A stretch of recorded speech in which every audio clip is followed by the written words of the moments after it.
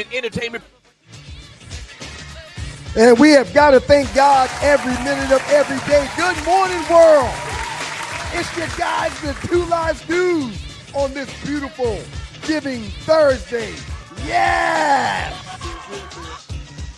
I said yes!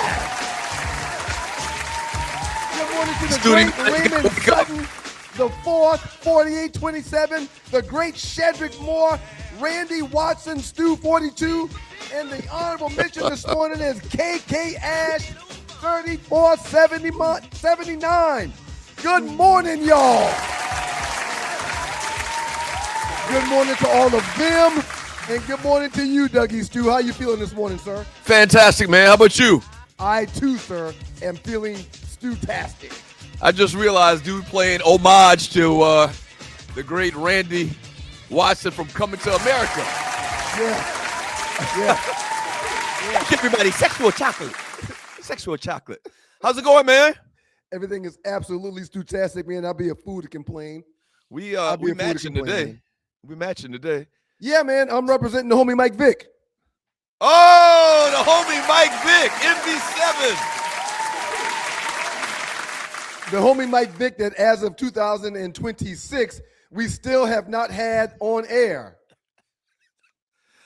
I was gonna say, man, you want to get a rise out of colonizers?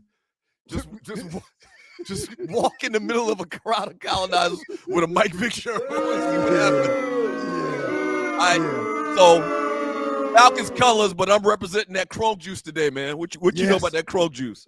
I miss it, man. I miss it. Crunk Juice paid the bills for like 4 solid years. Yeah. 4 solid years. Shouts out to JC Crunk. And on the back of it, it says one live stew, or just says one stew or something like that. Yes. But it's a pretty cool shirt, man. Yeah. I've got one of those around here somewhere, man. Okay. All right. Can I get the show set up a little bit?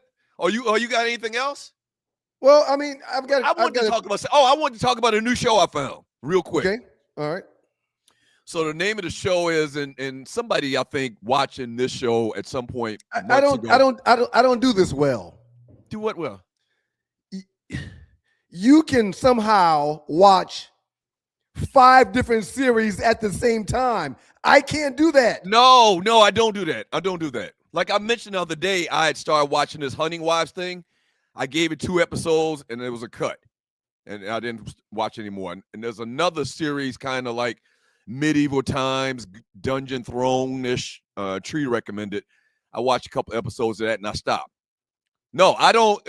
I'm going to watch it all the way through. I'm going to give it 1 or 2 episodes, and I'll stop. But I think I found one, man. It's called Tulsa King. Okay? Yeah, with Sylvester Stallone. Sylvester Stallone, yes, with Rocky. You seen it? I've seen 4 or 5 shows. I hadn't seen all of it. Okay. All right. It was one of those ones that didn't keep my it's interesting, but it didn't keep my attention to the point where I wanted to dedicate my life to watching it. Well, same thing I say about those other shows I just mentioned. Yeah. I think it's pretty decent. I like for people just a little, blurb about it. The character is just getting out of jail. He's a mob boss, a former mob boss. He took the rap for the family and did like 20 years in prison. He gets out, goes back to Jersey or New York, and they say, listen, we don't have any more spots for you around here. We're going to send you to Tulsa, Oklahoma. You can have Tulsa, Oklahoma. Tulsa, Oklahoma. Just build it up and, set up your little businesses or whatever, and that's your territory. And that's basically what it is. This New York City former mob boss, goes to Tulsa, Oklahoma, and sets up shop, basically. I think it's pretty good. You're not like other people that say one mob movie is like all the mob movies. I see difference in all of them. No. Okay. Nah. My wife is like, yeah, if you see one cartel movie about the Mexican cartel, if you see one, it's all the same. No, babe, I disagree. I disagree wholeheartedly. So it's pretty interesting. One thing I will say, and people that have seen it can chime in the chat and tell me this if they is the agree Two or not. Lives News, Doug Stewart, Ryan Stewart. Before you go any further, remember what you're going to say. Shouts out to everybody at WGPR, Hot 107.5 FM, HD2 in Detroit. Big things popping with the Sports Rap Network. We appreciate all y'all, your efforts, your time, your dedication Thank you, Rashad and crew. We appreciate you. Put that back up for our homeboy John Dingle. I think she lost it. Well, she'll find it. One point I was gonna make about it though is it's kind of untraditional in relative terms to other mob type movies, because that's my favorite movies. He says, I like Tulsa King. It's about to be a spinoff with Samuel Jackson. What? Anything Samuel's in, I'm down with it. It's a little bit from the first four episodes I've seen, and this may change. It's a little bit untraditional in the fact that it's kind of PG-13. What up, Till? It's not PG, but it's right. Not Goodfellas blowing somebody's head off every other scene. It's on the edge. So it's kind of PG-13 is the best way I can put it, but I like it so far. John says Samuel Jackson. I often, when I'm looking for a movie at 3 a.m. or so, if I'm up, I'll just pull up Denzel Washington, Samuel Jackson, Morgan Freeman, and I'll pick a movie from those guys. Mm-hmm. And usually it's going to be a hit. Right. Exactly. It's usually going to be good. Even though I'm still not a Pulp Fiction guy. But, yeah. Pulp Fiction is one of the greatest movies ever, man. It's over my head. What's in that damn box? It's over my head. His soul, man. His soul was in the box. I don't know how they got a soul in a box. I was gonna say, how does a soul get into a briefcase, man? I think it was a soul in the damn box. I don't know. Welcome to the show. Reggie Carson coming up with this fifth down. The 5 biggest stories that he's checking out this weekend in the NFL. Shouts out St. Louis, Ron. Can I cut you off real quick, just for a quick second, and then you can do what you got to do? I'm sorry. I really apologize. You realize you've done that 3 times in 10 minutes. I said I'm sorry. Okay, go ahead. All right. And this is a question to you. We got to handle business, man. This is a question. We got plenty. We got 9 minutes, man. We got plenty of time. This is a question to you. And there's no right or wrong answer. Just be honest is all I'm asking. Okay. Do you take time out of your day to watch In the Huddle with Joe Ham and I? I saw it yesterday. I saw a part of it. I'm working. You do know I work, right? I meant to talk to you about that. You did something last week where it was just something arbitrarily that you wanted me to do or look at in the middle of the day. Like, you do know that I have a job, right? I know we did that because I dedicate a lot of time, more time to this probably than I need to. Right. But go ahead. You do know that on this platform you have 24 hours to watch whatever you want, right? Right, absolutely. My question was, do you watch In the Huddle with Joe Ham? Absolutely. That's my question. Absolutely. Okay. Really good show yesterday, man. Mm-hmm.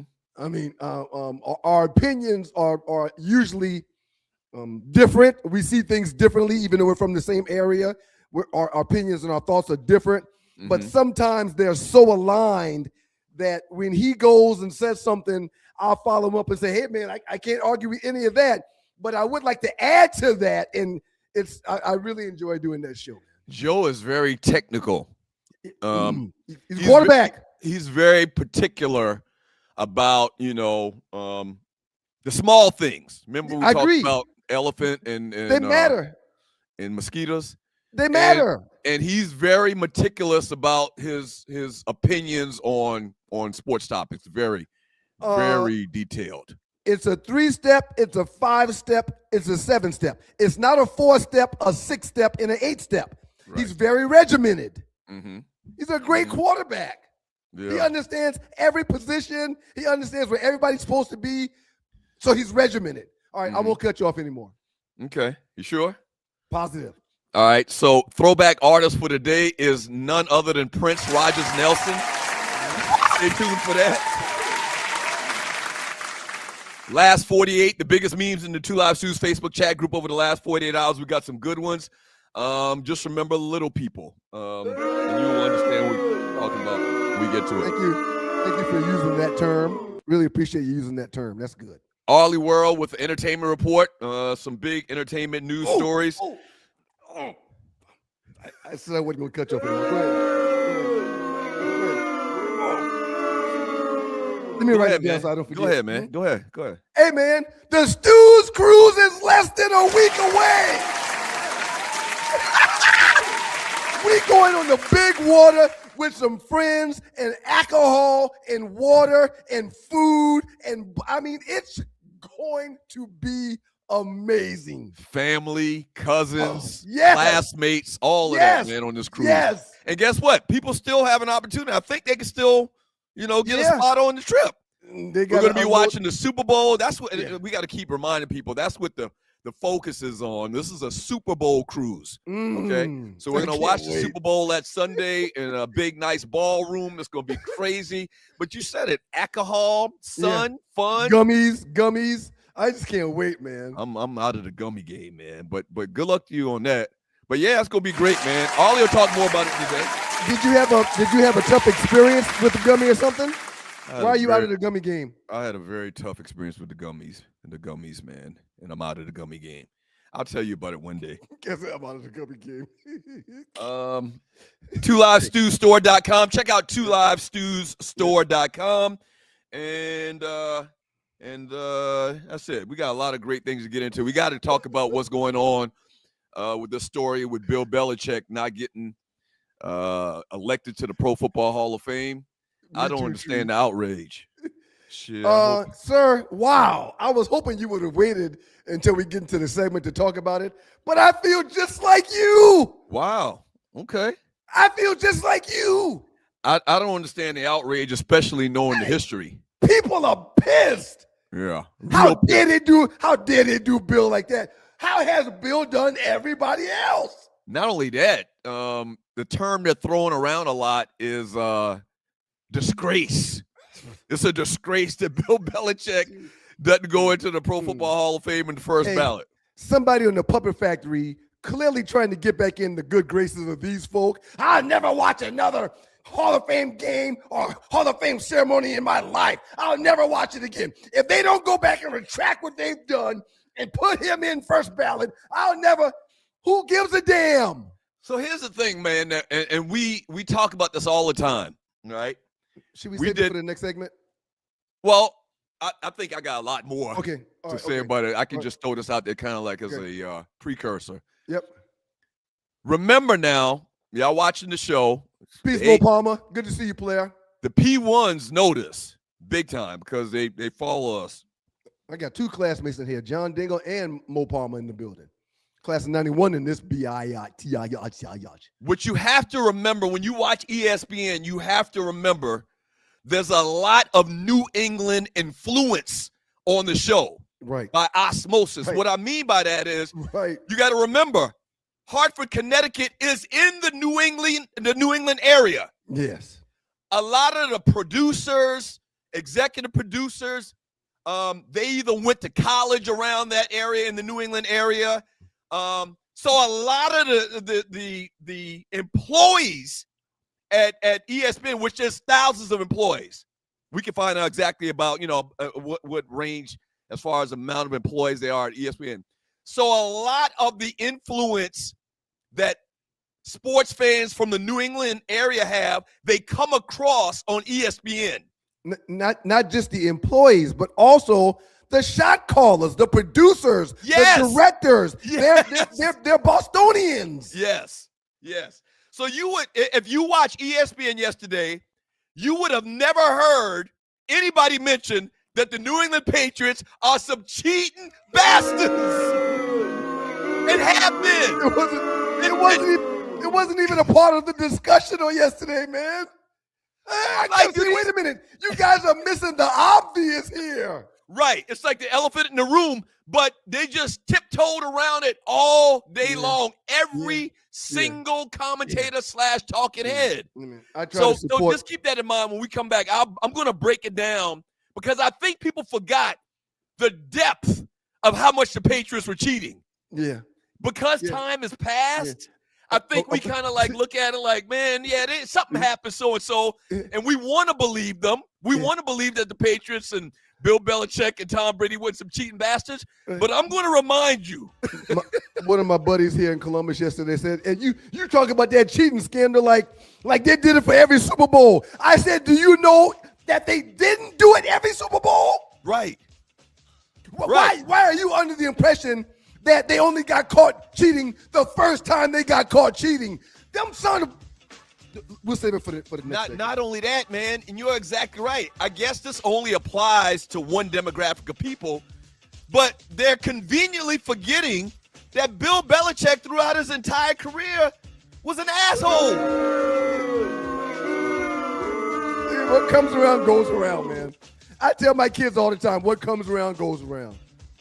I'll be listening to Morgan and her friends because when they play video games, they're on a chat, so you could verbally hear them talking to each other. And I tell Morgan all the time, hey, don't you treat your friends like so-and-so treats y'all. Don't be that person. She's going to get hers. Right. Trust me, it's going to come back around to her one day. You don't want to be like that person. Absolutely. Yeah, man.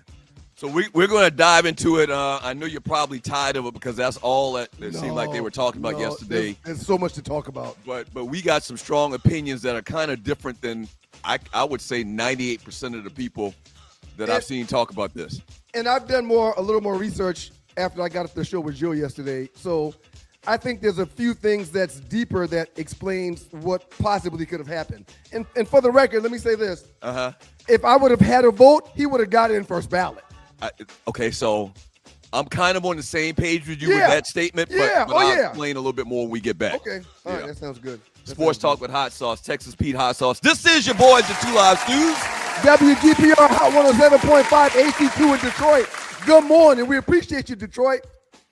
Big things popping up in this piece. Big things popping, yeah. My name is Donald Bradley. I'm the CEO and founder of Planet Marketing here in the United Kingdom for another amazing event. Today we had over 2,000 individuals coming to be educated and be recognized on what we believe is the fastest growing business on the planet. Never before have I gone to a local event in a country anywhere and had 9 rings to pass out, 9 six-figure rings from over $100,000 a year to over $500,000 a year. Stay tuned. Right place, right time, right people. If you know anybody that's involved in Planet Marketing in the 22 different countries that we're doing business in, get back with them. Everything in life is all about timing, but more important than timing is something called positioning. We are looking for leaders in a country near you. Join us.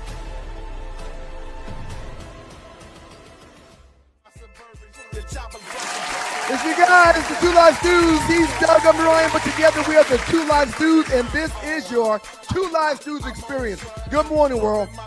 We appreciate you guys for choosing us and being here with us. Thank you so very much. Please like, subscribe, and pass the word about this show. Man, these glasses actually work, man. I keep forgetting about the damn glasses, man. You just saw the commercial, but do you love to travel? Make money. Travel with IntelliTravel. Become a home-based travel agent, book dream vacations, and earn commissions from anywhere with expert training and top suppliers. Turn your passion into profit with IntelliTravel. Your journey to a flexible, rewarding career starts now. Big times. If you're interested in finding out how you can get paid for your travel that you book for yourself, hotels, cars, vacations, all of that, or for your friends or family, you're having a family reunion, and everybody's coming to this one particular place, book their flights, book their car rentals, book their hotels, and make money. If somebody got to make the money, why not you? All right, so email me, sme.dougstewart@gmail.com. That's sme.dougstewart@gmail.com. IntelliTravel. You know the wife and I just got back from the DR. Mm-hmm. Took her to Punta Cana for her birthday. Sir, I booked the trip. Mm-hmm. I booked the transfers. I did all that stuff. We get to the resort, and we're checking in. Same resort we went to 18 years ago for our honeymoon, as a matter of fact. Mm-hmm. We get there, and we check in, and right before the lady gives us our wristbands, because you use a wristband for everything there, no key or nothing, just use a wristband. She goes, Mr. Stewart, can I ask you a question? Who booked this trip for you? I said, oh, damn, I did something wrong. I said, I did. She said, I mean, are you the actual travel agent? Mm-hmm. I said, yes, ma'am, I am.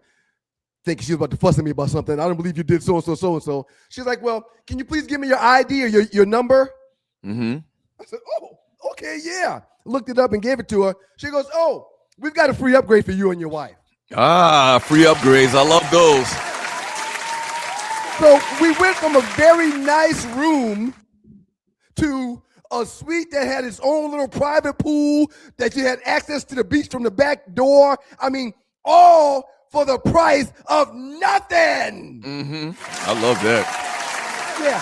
So again, if you travel, if you like traveling, if you have a kid that is on a travel baseball, basketball, 7-on-7 team, and you can book the team's travel, it's a great way to make a couple of dollars. And when you travel for yourself, upgrades for nothing. They love travel agents. Absolutely. Absolutely. Okay. So as I mentioned in the last segment, I want to get this out there before I get into the nuts and bolts of this thing, this Bill Belichick story, not getting inducted into the Pro Football Hall of Fame on the first ballot. I think that, let me acknowledge this. I think that we always talk about you can't tell a story of this or that without this person. Is one of the criteria to get into the Hall of Fame. Yep. So I acknowledge you cannot tell the football story, the NFL story without Bill Belichick and Tom Brady. You can't. Agree. 8 rings, right? 8 rings for Belichick. Yep. 2 as an assistant, 6 as a head coach. That's right. Tom Brady, a lot of people, most people probably at this point would tell you that he's the greatest quarterback of all time. He's got 7. That being said, Mm-hmm. the New England Patriots, go ahead. Let me add one more thing. Go ahead. There has recently been a rule change Mm-hmm. in the National Football League when it comes to the Hall of Fame. The great Don Shula, who Bill Belichick was chasing for decades, wanting to beat his wins record. The great Don Shula had to wait 5 years to get in, just like players have to wait 5 years to get in. Mm-hmm.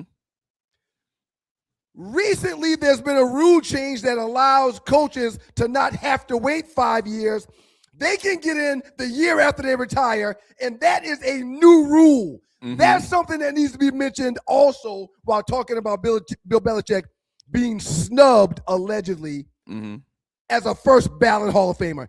This is the first year where they've done what they're doing now. Mm-hmm. So typically, if Bill would have retired 3 years ago, he would have had another 2 years to wait. But now, because of the rule change, coaches no longer have to wait 5 years. They can go in the year following their retirement. Okay, makes sense. So let me just say this. Put some context around it. Do you think that Bill Belichick is done coaching? Do you think that in the Bill NFL? Yes. Yeah, I do. Because Okay. he's too old at this point for any GM or organization to want to bring him in. Great I just question, think Ollie. he's just too old at this point. Great question, Ollie. I don't Not know that exactly he's not a why great football mind. I don't know why they changed the rule, Ollie, but I will do my due diligence and find out. Okay, Doug, go ahead. So let me lay this out, man, before we just get into our raw opinions. I want to remind people the New England Patriots were faced several severe penalties for both scandals, Spygate and Deflategate. Okay, losing over $2.25 million in total fines and multiple high-value draft picks to 2007 Spygate, where they were fined $250,000. Belichick was fined $500,000, and they forfeited a 2008 first-round pick for 2015's Deflategate. They were fined another $1 million and lost 2016 and 17 draft picks. Okay? Head coach Bill Belichick was fined $500,000 personally, the maximum allowed by the league and the largest fine ever imposed on a coach at that time. The NFL stripped the Patriots of their original first-round selection in the 2008 NFL draft. My point to you, man, is this thing was probably a lot worse than we even know. The fact that, and we said this during the time, the fact that they fined and suspended them to the depths that they did, knowing that they were kind of like the golden goose of the NFL, tells me it was probably a lot worse than what they ever said. And to save face for the league. And the league is going to keep the egregiousness in-house. Absolutely. They would never want the world to know that those SOBs cheated all 6 Super Bowls. Yeah, absolutely. And people say, well, it wasn't that big a deal everybody was doing it. Well, everybody didn't get caught. Right. How Tree said it the other day? Favor is not fair. They are documented cheating bastards. Now, is Belichick going to get in? Yes. No question. He's going to get in next year. No But question. keep it consistent. If you're one of the people that hate Barry Bonds, and I'm moving over to baseball. If you're one of the people that hate Barry Bonds and says Barry Bonds, it's fair for Barry Bonds not to be in the Baseball Hall of Fame, but then you're trying to just overlook all of the stuff that the Patriots did, it shows exactly where your mind is at. Right. Period. Right. The guy's going to get in. Why yesterday did I turn on the TV and watch everybody act like it was their goddamn little brother that got denied to the Pro Football Hall of Fame? Right. Real quick, Richard Bullock. I'm sorry. No, that wasn't Richard Bullock. Here we go. Richard Bullock. So Brady shouldn't get in first ballot? I didn't say that. Hold on. I'll say it. If he doesn't get in, so what? It's the exact same feeling I got about Belichick. There's a huge difference between Bill Belichick and Tom Brady, though. Why? Tell me why. There's a handful of media members for decades that Bill Belichick wouldn't address their questions at post-game press conferences. But as a fan, we shouldn't care about if he addresses the media's questions. I just mentioned it that he was an asshole earlier, but go ahead. Go ahead. Time out. Go ahead. Uh-huh. Those people get to vote. Oh, okay. Okay. Those people have a pin. Right. Those people are part of the 50 votes that's needed. And even if they don't have a vote, they have influence over friends that do have a vote. Yeah. Right. Yeah. There's no doubt in my mind that one or two people came together collectively and said, "Hey, man, I don't want Bill." It was definitely a backroom deal. Thank you. Definitely, 100%. Yeah. A group of the writers, whoever had votes on this thing, was sitting around smoking cigarettes or whatever, and they was like, man, we got bigger priorities with L.C. Greenwith. There was another player that they mentioned too, from the senior committee. Go ahead. He's been nasty to us for years. Right. Fuck him. As they would say in Charleston, fuck him. He wouldn't even address my question for the last 8 years. I'd be in there, and if I raised my hand, they would just deliberately ignore me because Bill wouldn't answer me. Listen to this. I bet you a bunch of people didn't notice. I posted this yesterday in the 2 hours. The guy was a penis. He was a penis to people. Bob Kraft, the owner. So once again, in the little stuff that I read earlier, Bob Kraft was fine. The organization was fine. It was so bad and so rampant. Thank you, Tree. I didn't even tell him to do this. Willing to bet everything I have that you didn't know that Bob Kraft has not been voted into the Pro Football Hall of Fame 13 consecutive times. Context. Art Rooney, owner of the Pittsburgh Steelers, was a first ballot Hall of Famer. So what does that tell you? What does that tell you? It tells me that these writers, once again, and the people that are around football day in and day out, feel like that they ran a slimy organization. 13 years this man hadn't got voted into the Hall of Fame. What does that tell you? Listen, man, and let's just be honest here. here. Thank you, Tree. That was great. I think a lot of people are overlooking this. It's proven, and it's a factual thing, that they cheated. Right. So, okay, if you decide to overlook it, if you don't think it was a big deal, if it wasn't that important, if it wasn't a major situation to you, that's fine. However, they cheated, and the leader of the cheating is Bill Belichick. Right. Not Robert Kraft. I'm willing to bet everything I have that Bill Belichick never called Robert Kraft to say, hey, look, I'm thinking about taking the air out the ball. Hey, look, I've got people all around the stadium that's going to record their film sessions, and I guarantee Robert Kraft didn't know. But what I do know is that Bill did know, and it was cheating. He broke the rules. And if you're cheating and you break the rules, you deserve to be disciplined when caught. And man, listen to me. Years after the fact, I'm realizing why they got our black asses out of there, man. because I'm looking at some of the controversial things that we've talked about on this show. Man, we were truth tellers, man. OJ was found innocent. Michael Vick shouldn't go to jail for fighting them damn dogs. Barry Bonds should go to the Hall of Fame, which that's another thing. His black ass will never get in. Right. And this is kind of like the same scenario when you talk about Barry Bonds and Bill Belichick. Till dog. Barry Bonds. I don't care about Bob Kraft at the massage parlor. I don't care about that at all. That ain't got nothing to do with ball, Till dog. And the crazy thing about Barry Bonds, man, is Barry Bonds never failed a drug test. But the way that it comes across in the media and the way that it's reported, most people, I bet you if you did a poll, I bet you most people would think that Barry Bonds has failed drug tests and got convicted for doing steroids and been suspended from baseball, which none of those things happened. Yeah, man, but you know that nigga was on roids. What do you mean? You can't go on what you think. Yeah, man. The man never got convicted of anything. Matter of fact, it wasn't even against the rules of baseball. There was no rule about performance-enhancing drugs. Yeah. And not only that, he had a trial and was found not guilty. This isn't about Barry Bonds. Let's just keep on going. Let's just keep on going.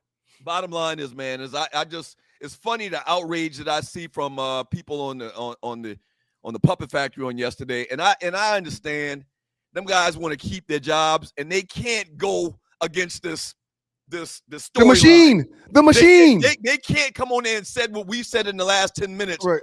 Booger McFarland. What's the guy named the heavyset dude? I don't know.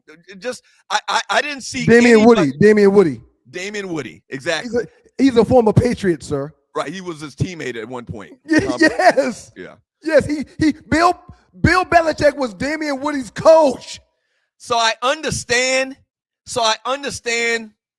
they got families to feed, but I hate it. I hate when I see those guys going on there and just towing the company line because they know they have to. Like, you didn't hear one dissent.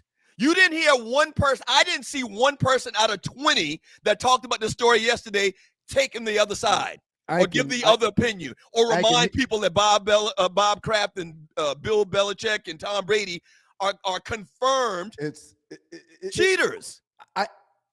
I can see that yesterday was one of those days where in every pre-show meeting, there was a suit in the meeting when everybody got there, right? That's usually not there. With his arms crossed like this, right? Everybody to sit down. And the minute everybody sits down and the producer or director starts the show, the suit stood up. Hey guys, Mr. Markenstein is here because he wanted to say something real quick. Why he had to be Mr. Markenstein? Why he had to be something Stein, man? Hey guys, listen. Everyone's heard about what's happened, and we're just hoping this morning that on this platform we make sure that we support Bill 100%. Yeah. He's an icon in this area. He takes our calls, he takes our emails, and hopefully, after you guys have your meeting, when you guys get on the show today, you guys will be able to be in a position to support Bill 100%. That's all I want to say. Thank you, guys. I appreciate all you guys do. Thank you, Mr. Markenstein. Right. So we've been in several of those meetings. They don't do it that direct. They come in, and you're right. It's a guy in a suit. He'll come in or a dress shirt. He'll come in and he'll stand over this, and everybody's filling in the room. Everybody sits down, and he'll say something general like, yeah, so what do you guys think about that Belichick story? And then, they'll go around, every person in the room at the table will go around and be like, give a quick blurb of what they think or what they're going to say or what they're thinking. And then if no one, and at that point, that's the reason why the guy's here, is to hear our opinions. And if somebody were to go on the opposite side, they would have a further conversation with that person later. But they just sit down. The guy would stand there and look around the table. Oh, yeah, that's great. That's a great point. Okay, guys, well, I just wanted to stop by and say hello. Right. Love what you guys do. Love what you guys do. That happened all the time. Hey, man, what comes around goes around. And if you are a bad person, bad is going to come. Bad is going to happen. it's difficult to look at someone and say, man, why is he so blessed when he does so and so, so and so, so and so? Don't do that. Let God handle it. Mm-hmm. Mm-hmm. Ultimately, the maker is going to make sure that all debts are settled. Yes. It's just that simple. And what Bill is getting now is what he deserves. I want to say it again. I would have definitely voted him in first ballot. But the fact that he did not get in first ballot, I 100%, I understand. Right. I wouldn't have voted him first ballot. I'd have been one of those guys that voted no. He'll get in next year. I'll vote for him maybe next year or 2 years down the road. Man, we would get tips and signs all the time in our DB meeting. When so-and-so does this on the sideline, it means so-and-so is about to happen. Pay attention for that. Look around that 35-yard line. There's going to be a guy standing down there. If he does this, that means they're about to do so-and-so. We have it. That's a fact, guys. Trust it. Yeah. So that stuff happens all the time. However, you get caught cheating, it is what it is. Right. It's very Trumpian. Yesterday was very Trumpian in the point that, Trump says all of these verifiable lies. Like he says things that we can go and get statistics and see numbers that you're lying, but he still continues to do it and figures that if he says it enough that people will start to believe it. Yesterday was very Trumpian in that way, man. Shouts out to WGPR Hot 107.5 FM HD2 in Detroit. The Sports Rap Network is in the building. Up next on the Two Live Stews, the Dover Dog. Brother Reggie Carson joins us, and we'll get his thoughts on Mr. Belichick, as well as his 5 downs, the 5th down. Yep. Sports Talk with Hot Sauce. Don't go away. Two Live Stews. Are you tired of workouts that leave you feeling drained? Do you want to push your limits without compromising your health? Introducing NPE, the ultimate pre-workout powerhouse. NPE is packed with natural plant-based ingredients that fuel your body and mind. We're talking about sustained energy, enhanced focus, and accelerated recovery. All this while giving your immune system a powerful boost. But NPE doesn't stop there. It also stimulates circulation, enhancing blood flow throughout your body. And it doesn't just improve your workout performance, it also boosts fertility and sexual drive in both men and women. Whether you're a seasoned athlete or just starting your fitness journey, NPE is here to help you reach new heights. Don't settle for sluggish workouts. Unleash your inner athlete with NPE. That's natural performance energy. This is not your ordinary pre-workout supplement. Our clients will tell you NPE also stands for natural power, peak performance. Every workout. Good morning to the Dover Dog. Reggie Carson's in the building. Welcome back to the Two Live Stews and the Two Live Stews experience. We appreciate y'all being here. What up, Q? What up, bro? What's the word? Hey, bro, so let me guess. Is that Dave Parker?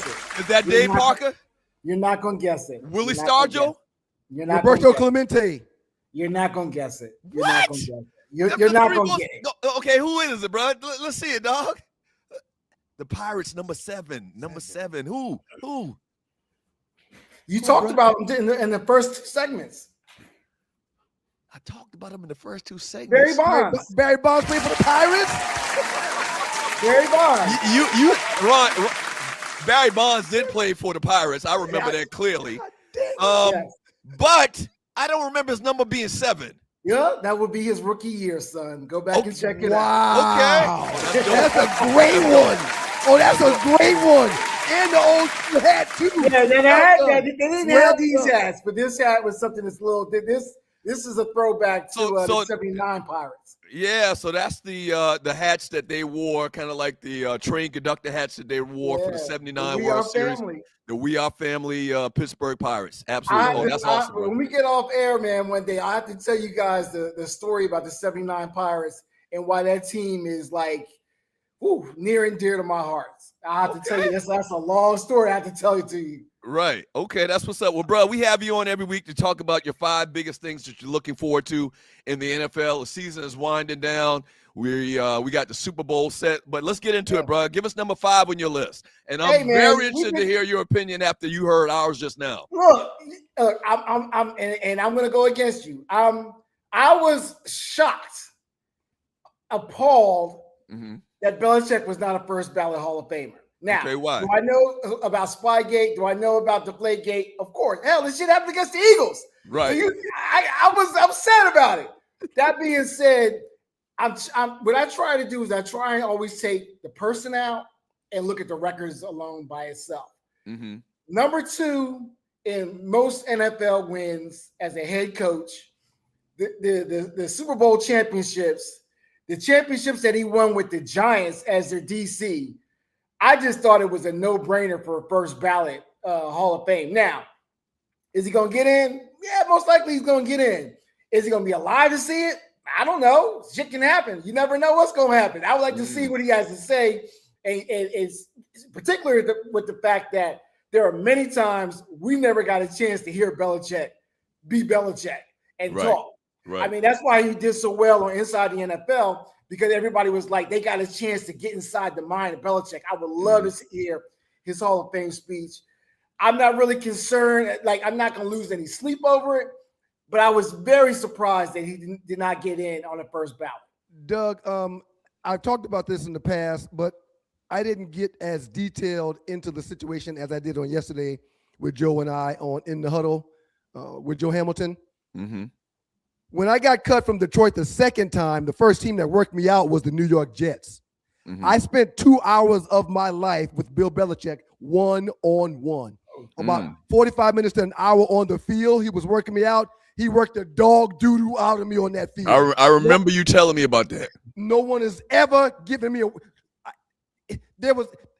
I may have had another 5 minutes in me where I was about to say, you know what, coach? Never mind, I'm good. Don't worry about it. God damn. But then we went into the film room for about 30 to 45 minutes also. So the 2 hours I spent with him was not the Bill Belichick we see post-game press conference. It wasn't the Bill Belichick we see on the sideline. This guy was personable. This guy was compassionate. Mm-hmm. This guy was teaching. This guy was talking.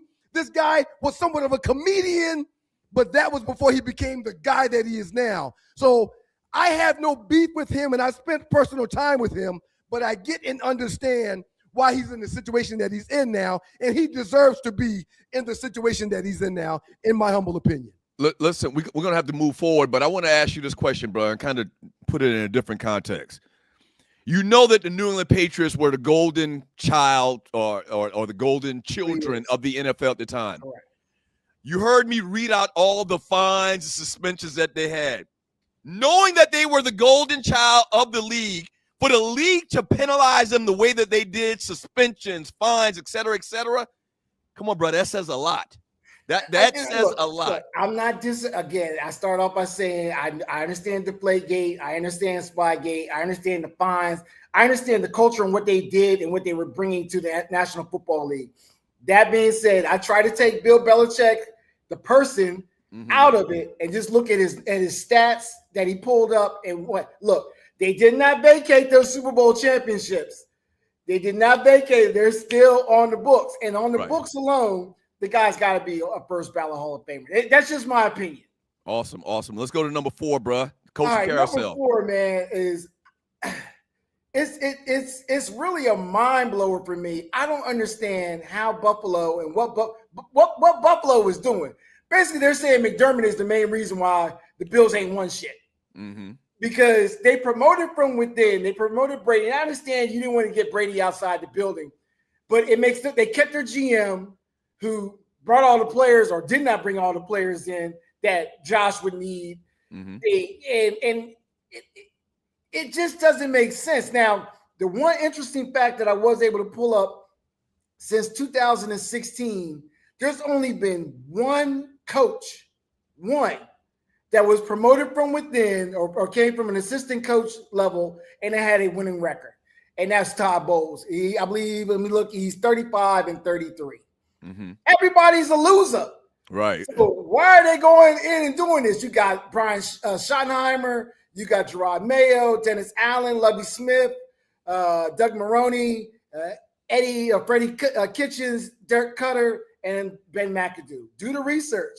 Everybody has a losing record. Now, granted, they're going to losing teams, but they have a losing record. So I don't understand what they're doing and pulling from within. I think they're going to it's got to be Super Bowl or bust now for Brady.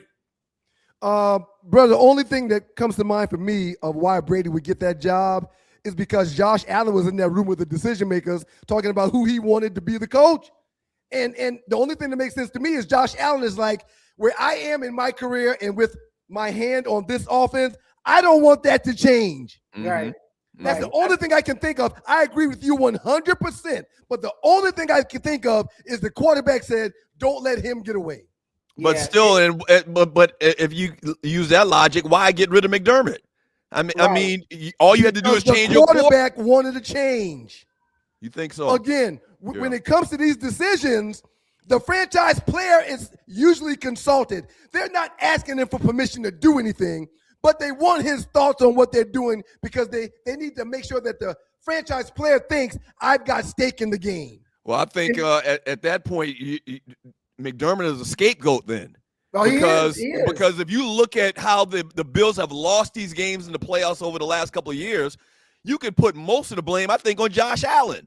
Okay, but I understand exactly what you're saying. At the end of the day, Josh has played pretty decent in these playoff games. I mean, he went toe to toe with Mahomes, so he's played pretty decent. But look, McDermott, outside of the fourth down calls that he does, maybe Brady's a little bit more conservative. I don't know. We're gonna have to wait and see. But the bullseye is on him now. It's got to be Super Bowl or bust for this guy.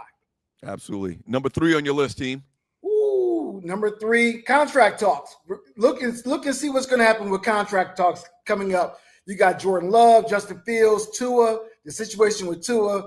They're going to have to do some restructuring or do an extension on Dak. And, of course, we don't know what's going to happen with Kyler Murray. It's going to be a lot of quarterback shuffling that's going to be happening. The cap is not going to be raised up. But it's going to be very interesting to see what's going to happen because they're going to have to restructure a lot of these deals to free up some cap space for some of these teams coming up. Yeah, good stuff, bro. How about number 2? Number 2, give the man his flowers. Sam Darnold. Yeah, man. I dogged you out, Sam. Everybody did. You out, Sam. I dogged you out, Sam. I dogged you out. Sam Darnold is going to the Super Bowl. Congratulations to Sam. Look, man, if anything, with Geno Smith and now with Sam Darnold, if anything in the NFL can show you is if you get the right opportunity with the right teams, you can ball out. And the guy's going to the Super Bowl, man. If you take away his name, take away his numbers, look at the last year, and you look at Mahomes' numbers and Donald's numbers, and they're almost mirror identical. This guy's been playing at an MVP type level, not just this year, but last year as well. Yeah, it's 2 years, bro, because that last year in Minnesota was freaking amazing. No question about it. That's crazy, man. So what's he been on 5 teams? I will say though, he's had opportunity after opportunity that most people wouldn't have. But you're right. That game he played last week was phenomenal. Yeah, he's gonna get that because he's a high draft pick, and he's Nordic, so he's gonna get those. He's gonna get those opportunities.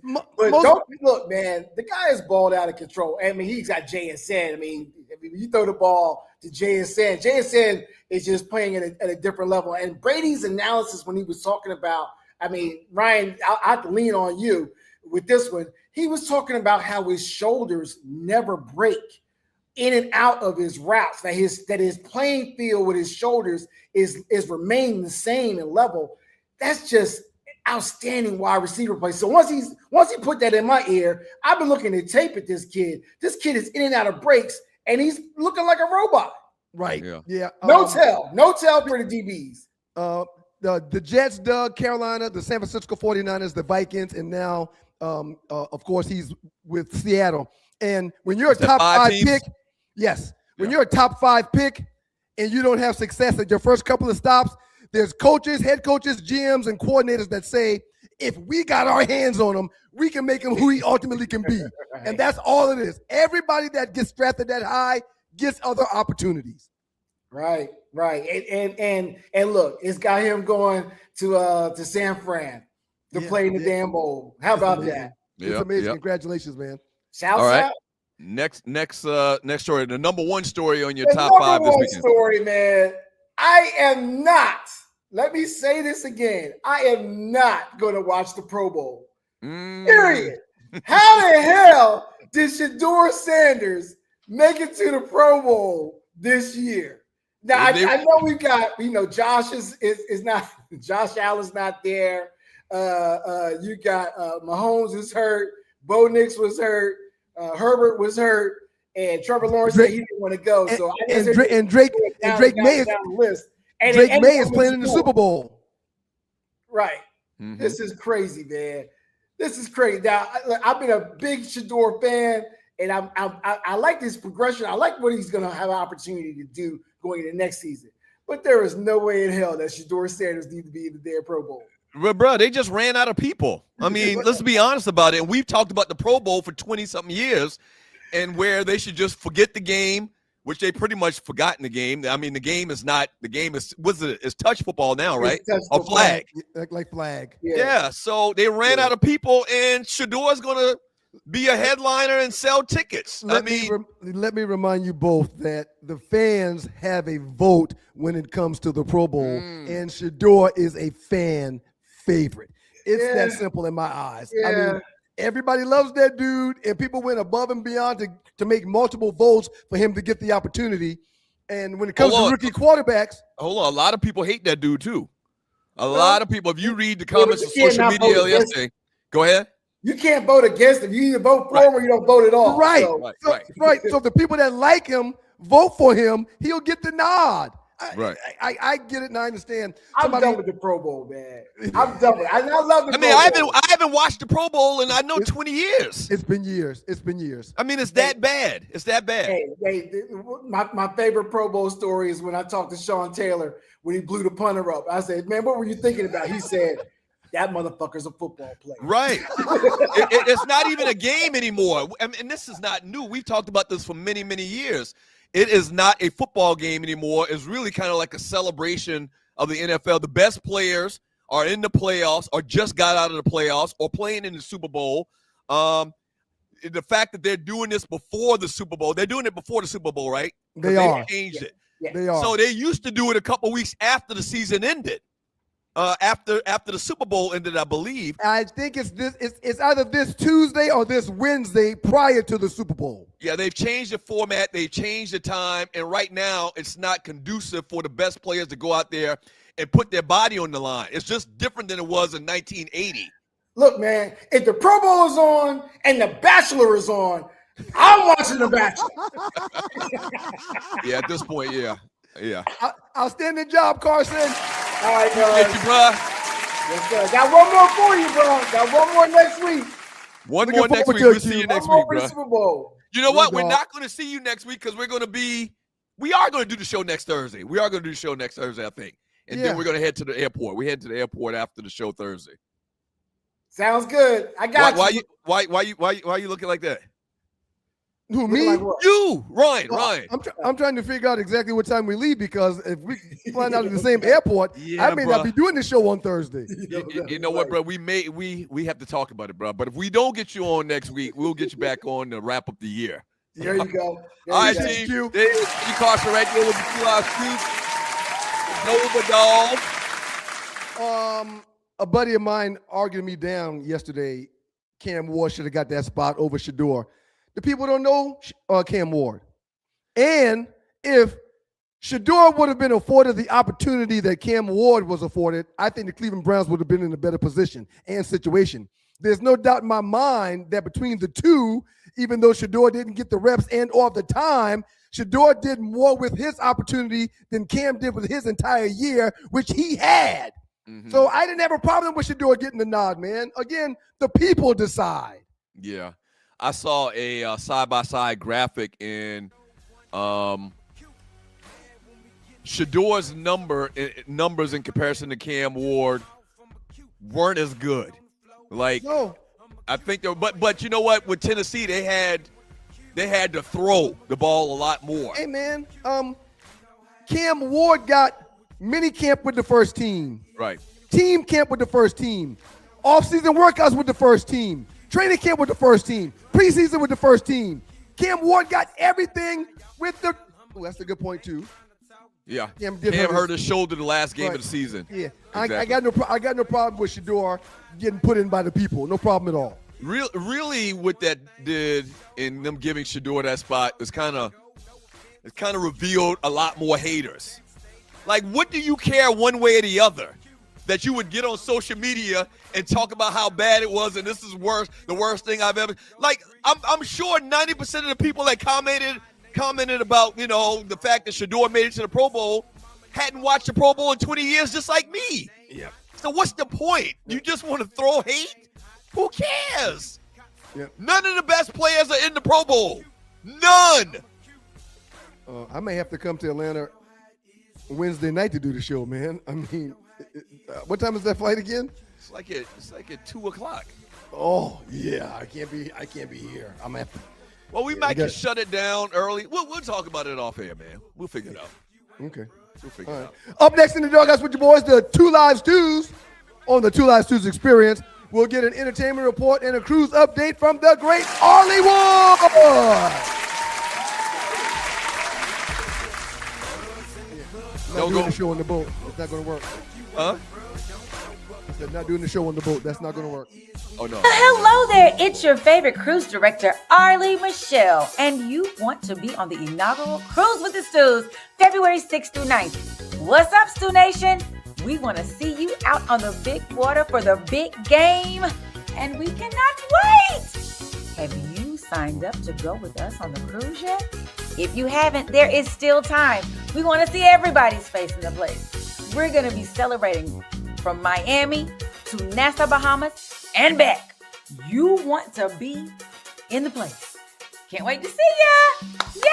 We're so excited. We're going to cruise together. Cruising with you, cruising with you, cruising with you. Come on, y'all. Ah!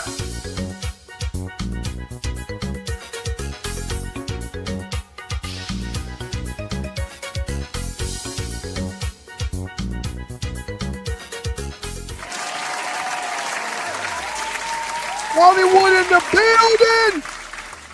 It's your guys, the Two Lives News. Two Lives News experience. Doug Stewart, Ryan Silver, now joined by the great Arlie Wood for her entertainment report. What up, Arlie? I'm really whopping on the block. How are you, Arlie? Hey, y'all, it's Thursday. Oh, my goodness. The week went by like shoom. This time next week, we're going to be headed to the beach. We're going to be going to the big water. I'm so excited. I thought about it. I looked, they sent, all of our documents are coming in. Yep. Let me just say to those of you who are cruising with the Stews, I'm calling us the Stoozers because we're, cruising and Stews. That's the best I could do. Anyway, the Stoozers, we're going on a cruise to the Bahamas. Woo! Now, your documents are coming in. You're getting your luggage, like your tags, and you're putting all your stuff together. Everybody should have received an email from me at the email address. Please, guys, please look at your email. Please, guys, or text me and say, okay, Arlie, we didn't get it. So that's very important. Get the tags. I sent it to your 2 email addresses, Doug, because I know you ignore me. Yeah. So I don't ignore you. I'm just, pulling. Just busy. Getting pulled by a lot of different places and a lot of ask me how I know how that feels. You want to ask me? Yeah. I know you understand. I lay on this couch and give you a story. Yeah. There's 2 people on this platform that think they're the only 2 people that have things to do. It's the rest of us is just sitting around doing this. Yep, doing nothing. Absolutely nothing. But anyway, for those of us who are cruising, just for those who don't know it, good morning, Detroit. Y'all cold because we get cold down here in the South. So I know y'all don't know. Unbearable down here, man. It's crazy. My God. My feet are like, what are we doing? Last couple of days. Right now in Detroit, it is, I always keep the Detroit one on my app. It's 2 degrees in Detroit right now. What? It's 2 degrees and it feels like, feels like 1 degree. Oh, well, there's just 1. What is it here? It's supposed to be like in the teens this weekend. It's 30. It's 30 here in Columbus, and in ATL is 27. I don't like it. I'm so unhappy. But going to warmer places. Yes. I don't know how, but you know what's so funny? Every place, Florida I just left Florida. It was cold in Florida. Florida doesn't get cold, but Florida was like it's having had to put on a coat, like a coat.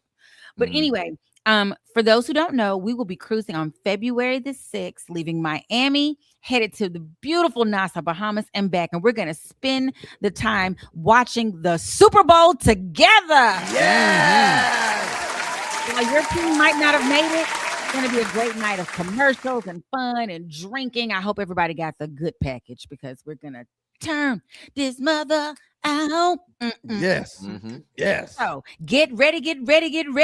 And like I said, every single one of you who is traveling with us should have received an email. It's not from me. Well, I sent it, but it's coming. Look for one that says Royal Caribbean International.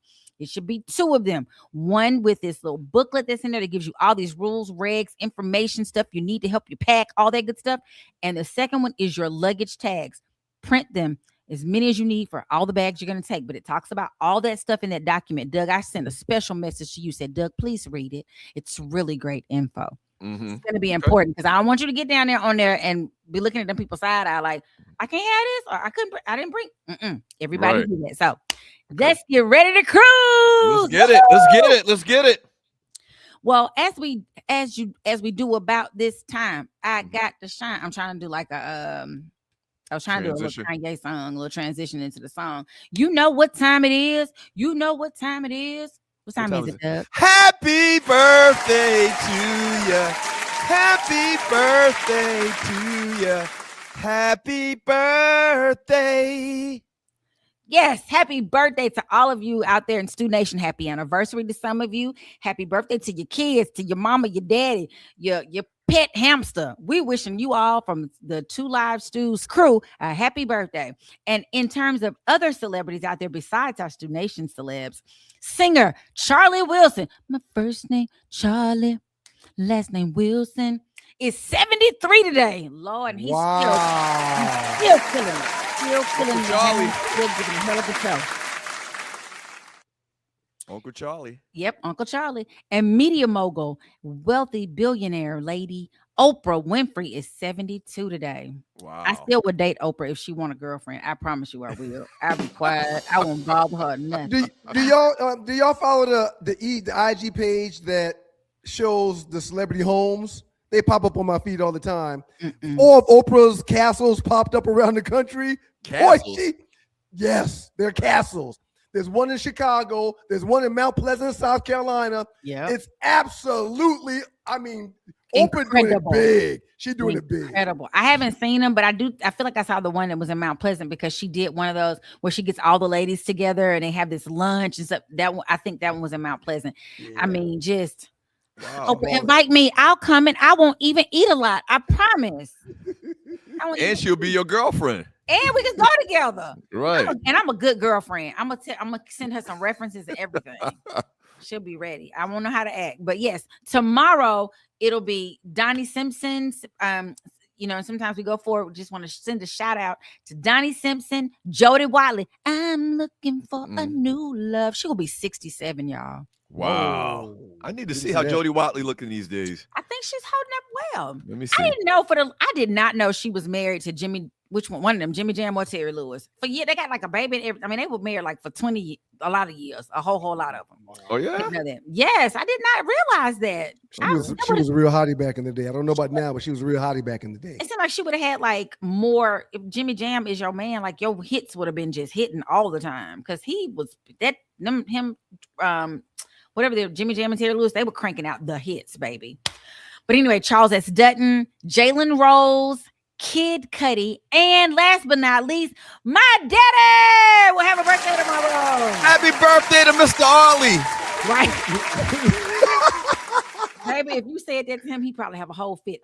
He's such a character. Just go watch his lives. He go live for everything. Funerals, birthdays, bar mitzvahs. He is a whole, you don't give old people social media. That's all I want to say. Wait a minute. What platform is he on?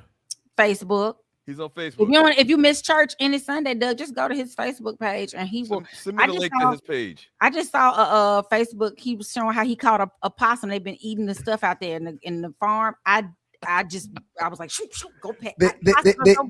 They eat the possum. They're eating the possum. No. The possums are eating our vegetables. Oh, out okay. Oh, there. okay, Over there Ooh, tearing yeah. up some stuff. And Daddy been trying. He's catching them in the nice little ways that you catch them and then you release them somewhere. But I think they're not like dogs back in the day. You know, you take them way down the road and hope they don't come back. I think these finding their way back. Goddamn possums, some nuisances now. Yeah, Oh my you better God. believe it. Oh my God.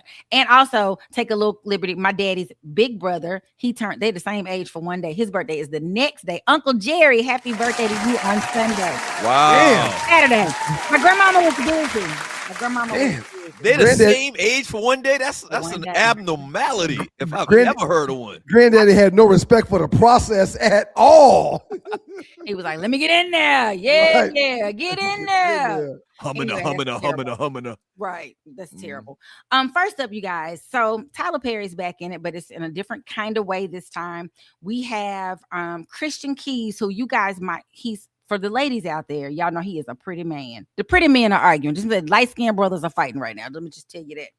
Christian Keys decided that he wanted to go on a rant that talks about Tyler Perry taking over his show and making it weird and putting all this homophobic stuff in it, and he should have left it alone.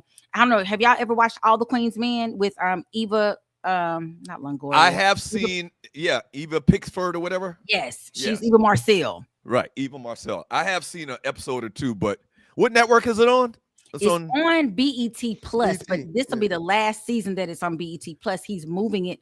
So apparently Christian Keys created the series. He wrote a book first, then he created the series from that. He wrote the first 8 episodes, and he said that Tyler came in and added 15-20 minutes of dialogue to each one because he had 30-minute episodes. Tyler made it an hour, then he added the end episode, and then he kind of started taking it over. But Christian was always supposed to keep creative credit. Yes. Tree, are we able to see the video?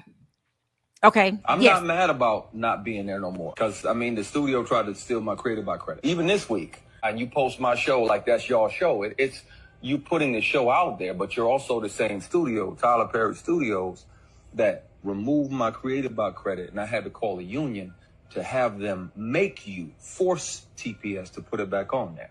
Deal with that shady, corny kind of leadership over there that would dare. Why you got 16, 17 shows. I got 1. Let me have credit. My contract says I get credit.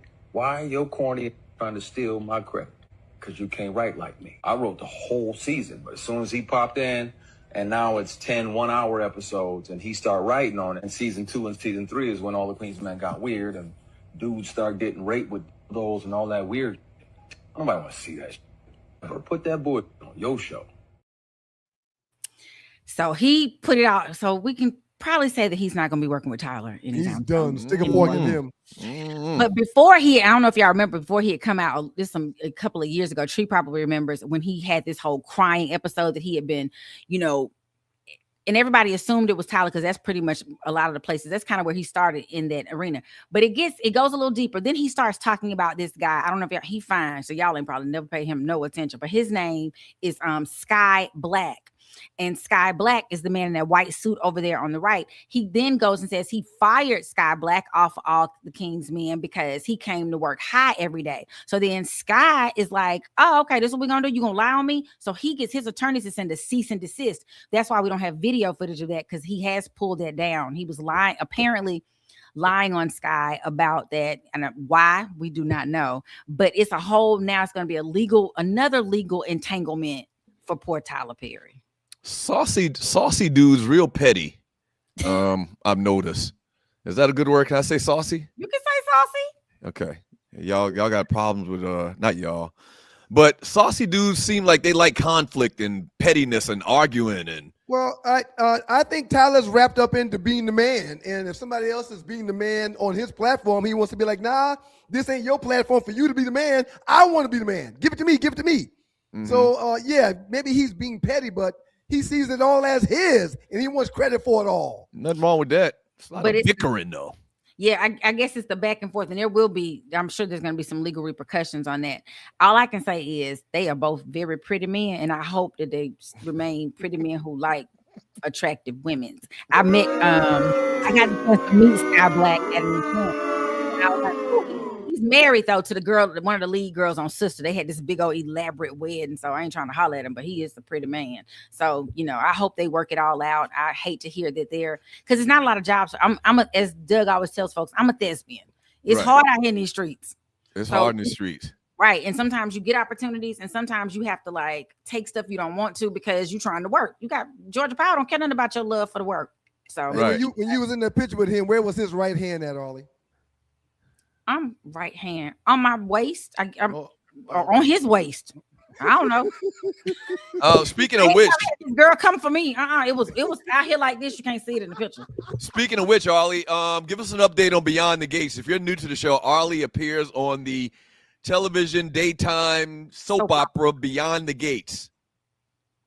Yes, so Beyond the Gates, they mention me damn near every day, so I'm not dead yet. I'm still in the hospital, Lord. I'm so sick, but they don't. And that's the thing about soap operas, just like plays, they have to tell you what's going on because you can't have a full picture because you're on this it's like a one-dimensional kind of space. So they'll talk about, they literally mentioned me in yesterday's episode. Yeah, I thought the man was like, I thought Peaches was on the other floor. I thought your mom was on the other floor. She's like, oh, I had to come down here and take care of so-and-so.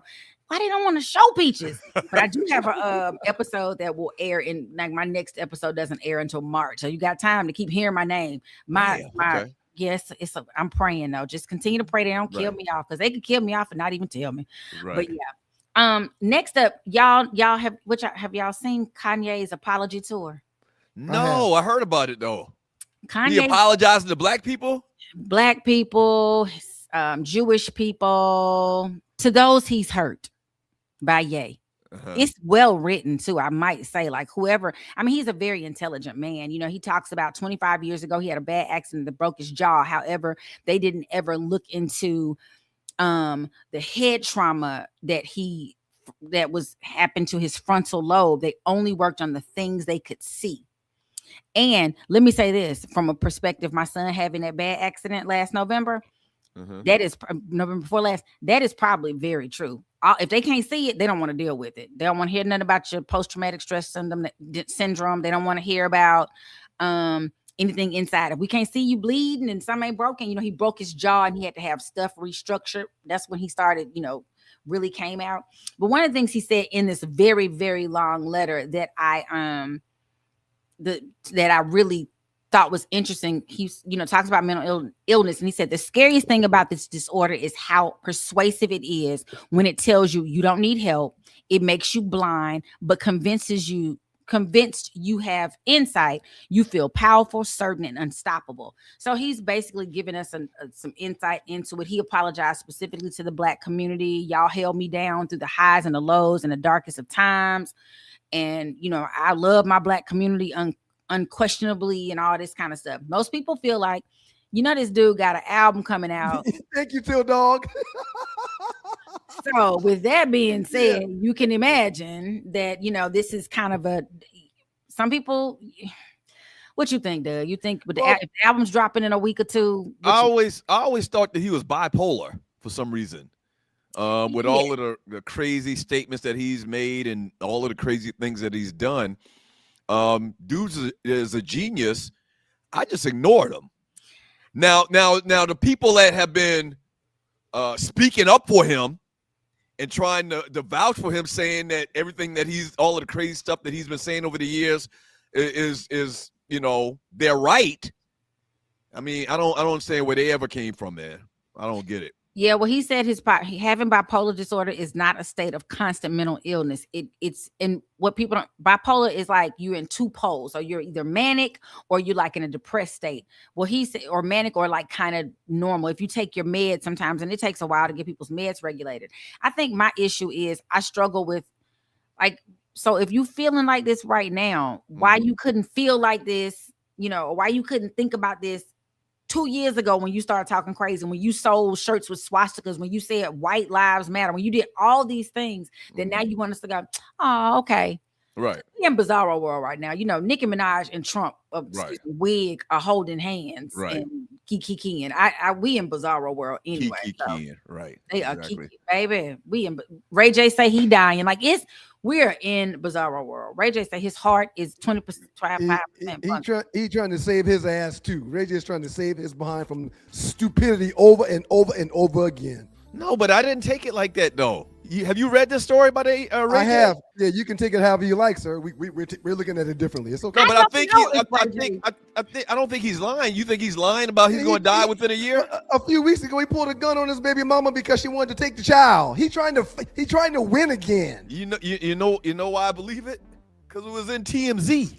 Right. Hey, y'all, I'm gonna tell y'all, I wouldn't watch TMZ for like 2 years because they were the ones who reported Prince died, and I was pissed at them for like, you don't report that mess. TMZ don't miss, man. I mean, TMZ was kind of like tabloid National Enquirer when it first hit, man. But over the last decade, TMZ been spot on everything. If they say Ray J, go ahead. You can listen to Ray J speak daily, and if you do that, you will see every day he's got a different story about something. Yep, Damian Hernandez, those are facts. Every man, because our boy Odom was in the news the other day. He's struggling with his sobriety again because so you go over there with them Kardashians, you gonna come out, either you gonna change into a woman or you gonna be on drugs or you gonna lose your damn mind. Those are only choices. I wish Ray J and Kanye the best. No question at all.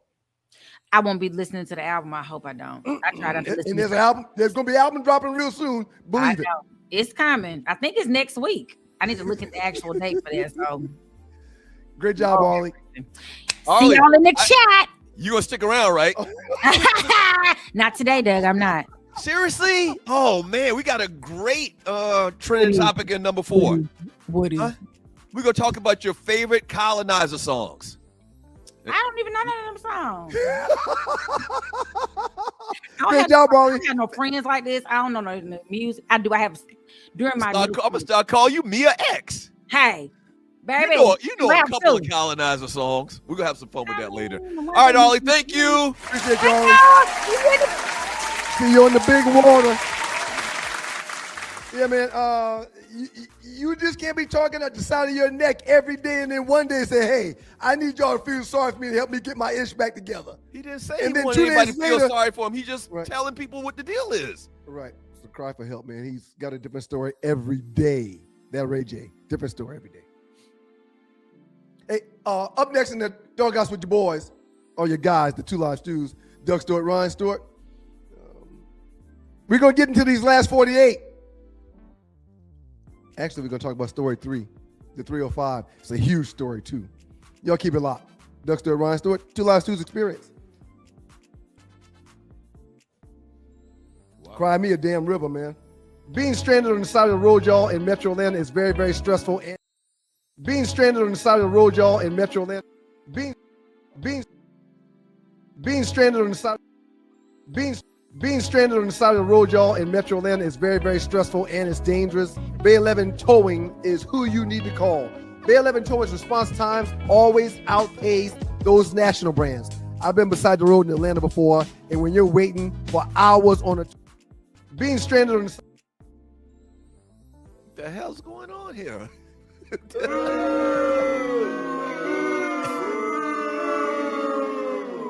You're on mute, Tree. On the side of the road, y'all, in Metro Atlanta is very, very stressful and it's dangerous. Bay 11 Towing is who you need to call. Bay 11 Towing's response times always outpace those national brands. I've been beside the road in Atlanta before, and when you're waiting for hours on a tow truck, it's not cool. Bay 11 Towing says they get to you faster and they're more cost-effective and efficient while doing so. Whether you're dealing with a flat tire, a dead battery, or a full-on straight breakdown, the team at Bay 11 Towing is ready to get you safely back on the road or get your vehicle and yourself where you need to be. So next time you find yourself in a jam, Bay 11 Towing, give them a call at 404-770-6949. Again, that's 404-770-6949. Bay 11 Towing, where speed and savings come together to get you safely to your destination. Check them out at 404-770-6949. Fast, reliable towing that doesn't cost a fortune. Bay 11 Towing. Shout out to the homie Prince. We miss you, dude. Love you, man. It's your guys, the 2 Live Stews, Doug Stewart, Ryan Stewart, to make up of those stews. This is your 2 Live Stews experience. Shouts out to WGPR also. Hot 107.5 FM HD2 in Detroit. The Sports Rap Network is in the building. Yeah, man. Show Prince some love, man. Prince Rogers Nelson on a Throwback Thursday. Rest in peace. One of the best to ever do it. Yeah, he's my favorite. It's crazy. Prince gone, man. He's my favorite, hands down. He's my favorite. Love that dude. So listen, man. Quarterback Darian Mensah is transferred from Duke to the University of Miami following a legal dispute with his former school. He is expected to be a starting quarterback in the upcoming season. You know how much they paid this young man to come down to South Florida, man? What should they pay Mensah to come down to South Florida, sir? $10 million.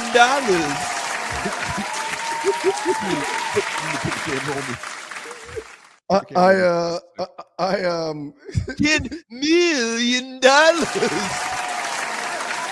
These boys winning. These young boys winning, man. They winning. I thought about it after the show meeting. One reason why the number may have been so high is because Duke took his behind the court because he wanted to leave and break their contract to go to Miami. So maybe that number is so high because Mensah had to pay Duke back some bread. Right. And they just wrapped that into the new deal for him to come down to Miami. Maybe that's why it's so high, because we often hear about these guys making 6, 7, maybe 8 million. But for somebody to make 10 million, that's a real number, man. Really balled out of control, man. This man almost threw for 4,000 yards. In college. Going for 4,000 yards in college is not, it's not no light, easy thing to do. He's a very good quarterback, sir. He's going to definitely help Miami. And he will do better down in Miami than Beck did for sure. He's a much better quarterback than Beck is. So he threw for 3,973 yards, 34 touchdowns, and only 6 interceptions. Yeah. 34 touchdowns and 6 interceptions in college? That's a good ratio. Duke lost 4 or 5 games, man, but they did win the ACC, and Mr. Mensah is a big reason why. He's a player, sir. Man, these guys are making so much money. Oh, man. When they get done playing college football, they really could say, I'm cool. I don't even want to go to the NFL. I'm gonna let they can put that bread in a high interest account and make enough money per year off that bread, but they don't have to work, man. Yeah. I mean, this is just a beautiful thing. Man, you know how they always say you were born at the wrong time or the wrong era or whatever, man? God knew what he's doing, man. It wasn't for us, man. It wasn't for us. It wasn't for us, man. It just wasn't. Yep. On this open market, on the way it is today, man, I really think that you was good for at least $1 million, man. 2 or 3. 2 or 3. Golly. Yeah, I was number 3. I was good for probably $50,000. I probably could have got $50,000 in my day. Shut up. Yeah, man. I hope these kids are doing right by this money. And more so than that, I hope these kids aren't allowing their family and friends to steal this money. Mm-hmm. That's what I hope. I hope they're being taught on the right and the wrongs of having this type of bread. Because when you got a number like 10 million, you're like, oh, I'm set for life. But when you do this for mama, do that for dad, do this for the siblings, fix the church roof and floor, and put a fence around the school, when you do all these things and you look up, the money's gone. Yeah, $10 million should set you up for life. No question. Absolutely. No question. And you're right, man. It needs to be some type of financial literacy course. And I hate to even talk about it because we've talked about doing something like this in the past. There's got to be some type of financial literacy course that they can give these guys when they're in college, and really even before NIL and the portal came along, they should have been doing something like that for the athletes. Not just for the athletes, for students in general. Day 1 in that class is do not sign a power of attorney. Yeah. Day 1, that's the first course. Yeah. It's hey man, again, I'm not making excuses for former athletes such as myself, but the 70% of those guys that end up broke, a big deal of that is because they trust the wrong people that can't be trustworthy. And sometimes it's your own people that do it to you. Mm-hmm. Randy Watson, Stu 42. Doug, you would have got an NIL from the local police union. Ha ha ha! You're so funny. Speaking of which, classic Stu, man. Remember we used to do the barbershop roll call? I do. We used to do the barbershop roll call, and this particular call to said barbershop was classic Stu moments. Run it, Tree.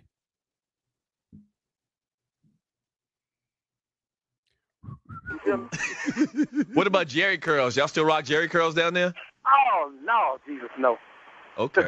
Big Al, we appreciate your time, man. Give the barbershop a plug before we let you go. But you know what? I'm gonna get Heads Up Barbershop. You know, one of the best barbershops down in Miami. Come on down to Miami. And to all y'all Heat fans, did you feel the heat of a week ago? It's Miami Heat. We can't be beat. Hey, Big Al, hold the line, Big Al. We're going to give you a bottle of Crown Royal, man, for being such a good patron when it comes to this phone call. Yes, sir. Ninja, we'll sing for some Crown Royal. That's Big Al from Heads Up Barbershop. See, that was good. And the Doghouse at the 2 Line Studio. Now, that was a good one. Big Al he broke into a medley. Right. He started singing. He was kind of quiet early, but then he got loose. Started singing. It's Miami. Can we get the words, the transcript to that tune there? The Miami Heat have a fight song? Hey, man, let's go from Big Al in South Beach. The great Big Al down in South Beach. Yeah. How do we get hooked up with Big Al? I don't exactly remember how we got hooked up with him, but I do know that after that call, I visited Big Al's barbershop the next time I was down in South Beach. Are you sat serious? around there for about an hour with Big Al and his crew, man. Had a really good time. Interesting. Yeah, the barbershop roll call. We got some big things popping in 2026 and 2026. And we're probably going to bring back stuff like that, man. Barbershop roll calls, reaching out to the folks in the hood. Real good stuff. You are watching the Two Live Stews Experience. Doug Stewart, Ryan Stewart, thank you so much for joining your boys. Wanted to mention real quick. Here we go. Is this it right here? Right here. Here we go. Tired of the 9-to-5 grind? Dream of freedom? PlanNet Marketing offers a simple, accessible opportunity to build your own business, earn extra income, and travel the world, all with the low cost and massive support. Join PlanNet Marketing today and start planning your passport. Once again, email me sme.dougstewart@gmail.com, sme.dougstewart@gmail.com, and we can show you how you can run your own travel business and get paid commissions on all the travel that you book, cars, hotels, cruises, et cetera, sme.dougstewart@gmail.com.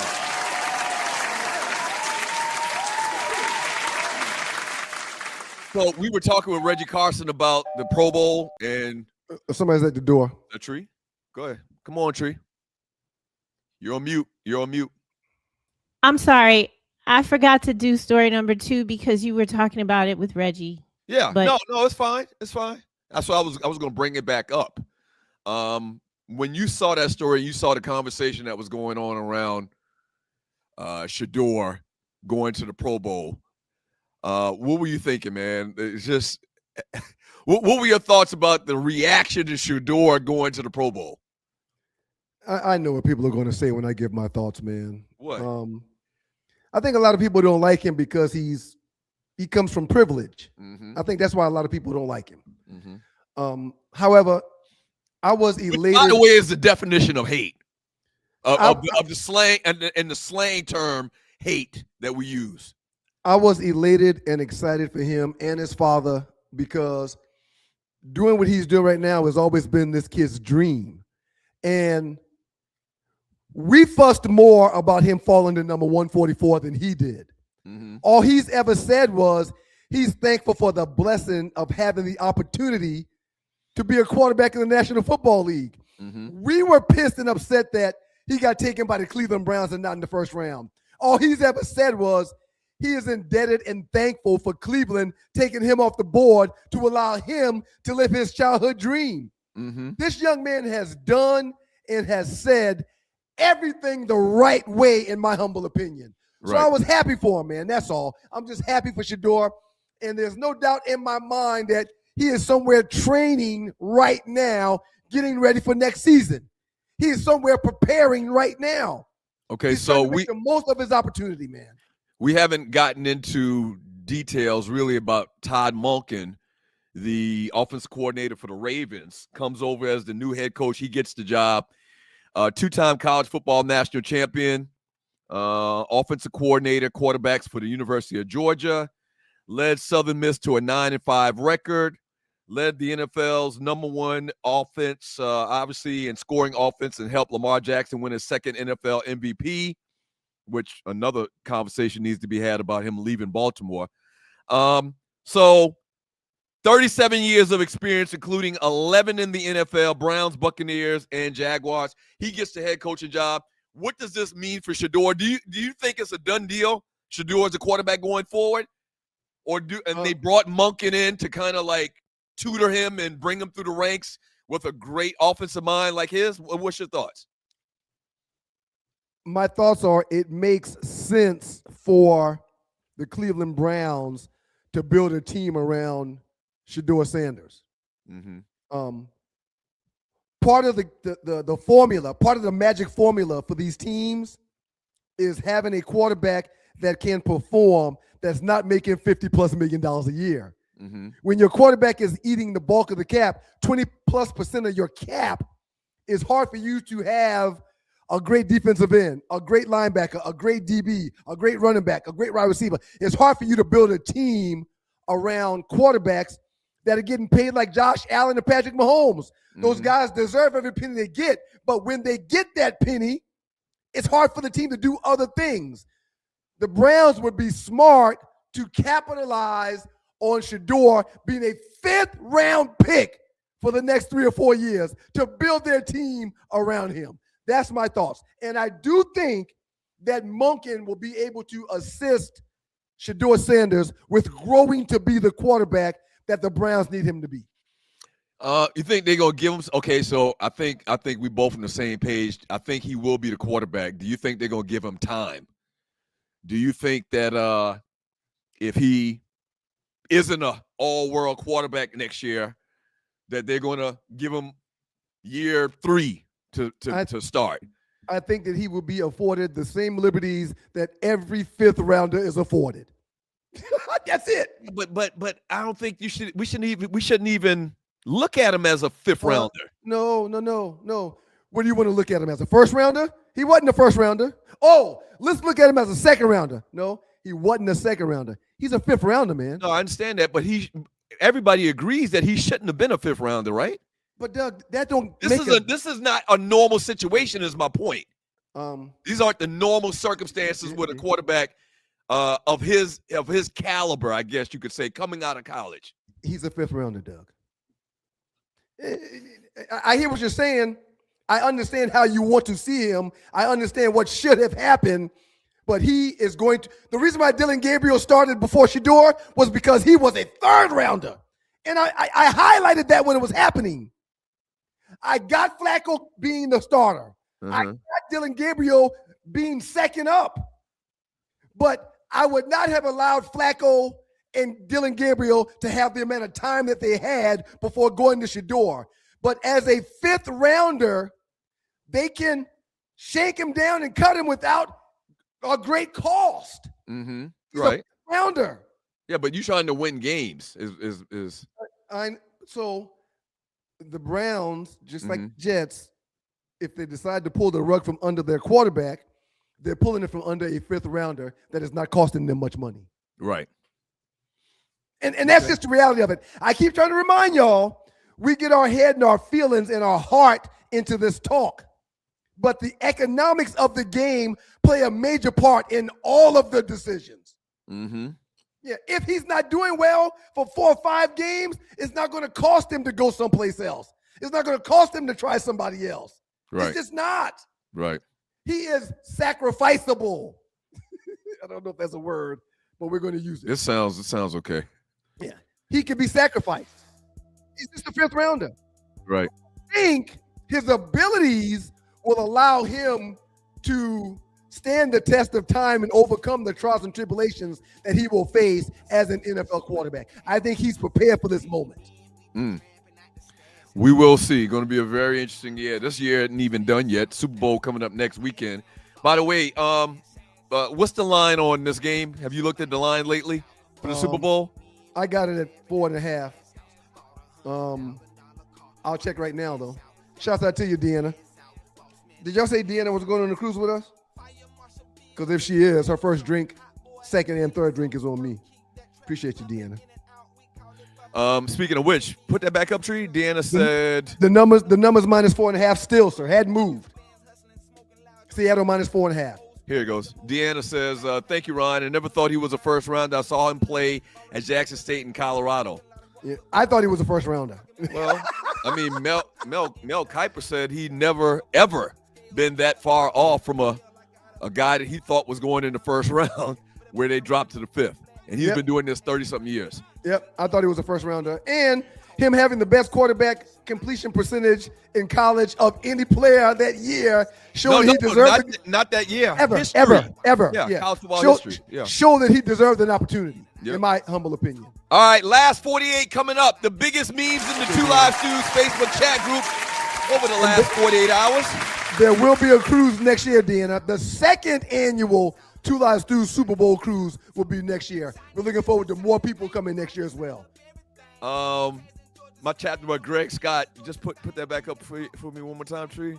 I think I saw Greg Scott's name. Yeah. Will y'all be going live on the cruise? Eventually, I don't think it's possible. I think Tom Joyner those did their cruise. They did the show on their cruise. From the boat? Yes. Okay. Yeah.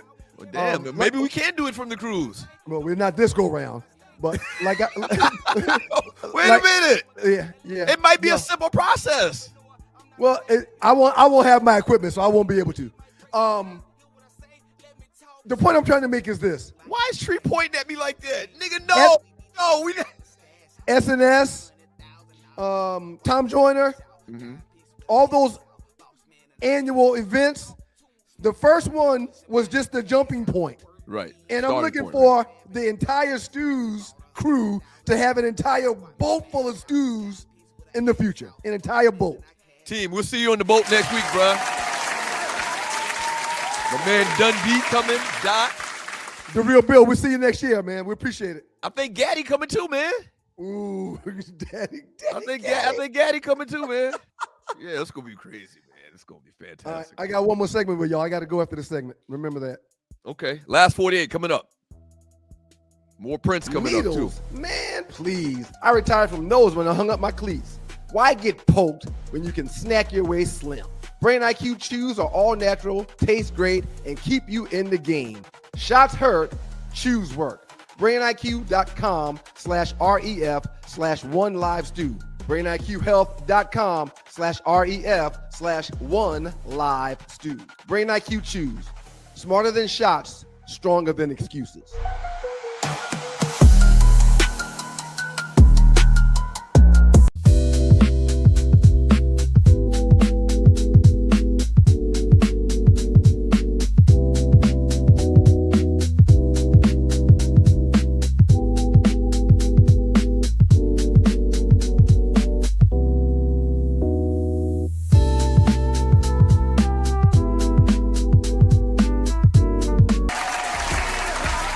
Guys, the Two Live Stews, Doug Jordan Ryan, going to make up of those stews. This is your Two Live Stews experience. I sent a friend a message from Chitara answering the question that they had for me, and I didn't know that Chitara sent the majority of my chat of our conversations for the past few days. So I was very glad that my friend didn't see some things that my friend probably shouldn't have saw from me and Chitara talking, because we talk about a lot. What are you talking about? Who is Chitara? Oh, that's what I call my Chat GPT. Oh, okay. I've renamed her. Chat GPT just doesn't do her any justice. Is this the first time you're mentioning Chat GPT as Chitara, or have you said it before in past shows? I said it before. You just don't pay attention. I've said it before. All right. Yeah. You just started talking about this Chitara person and this story. Well, I was lost. Oh, I understand. I apologize. Yeah. Hey, welcome back to the show. Let's get it, man. Last 48. The biggest memes in the 2 Live Stews Facebook chat group. We also need to hit in the next segment. It's going to be a good time, Uncle Mike. It's going to be a good time. In the next segment, we need to get into trending topic number 4. I think it's going to be very interesting. Arlie actually hung around, you know. You forced her hand. I did not force her hand, Oh, man. the hell you didn't. The hell you didn't. Trust me. Stick around. Topic number 4, trending topic number 4. You damn near choked her out to be here for another segment. All right, let's run them, Tree. Biggest memes in the 2 Live Stews Facebook chat group over the last 48 hours. And remind me to give y'all my contributions to number 4, the 4th story, because I'm going to be absent when y'all do it. Okay, all right. We actually just got into this a little bit earlier. I forgot that we were going to talk about this during the last 48. But yeah, Todd Monken, head coach of the Cleveland Browns. They went through like 10 people, man. And there were people turning down the opportunity left and right. Right. I mean, really, Baltimore, or not Baltimore. Damn, that's 40 years ago. Really, the Cleveland Browns has been a shit show for the last 25 years. Couple decades. Now, Stefanski did have a year or two where he had success.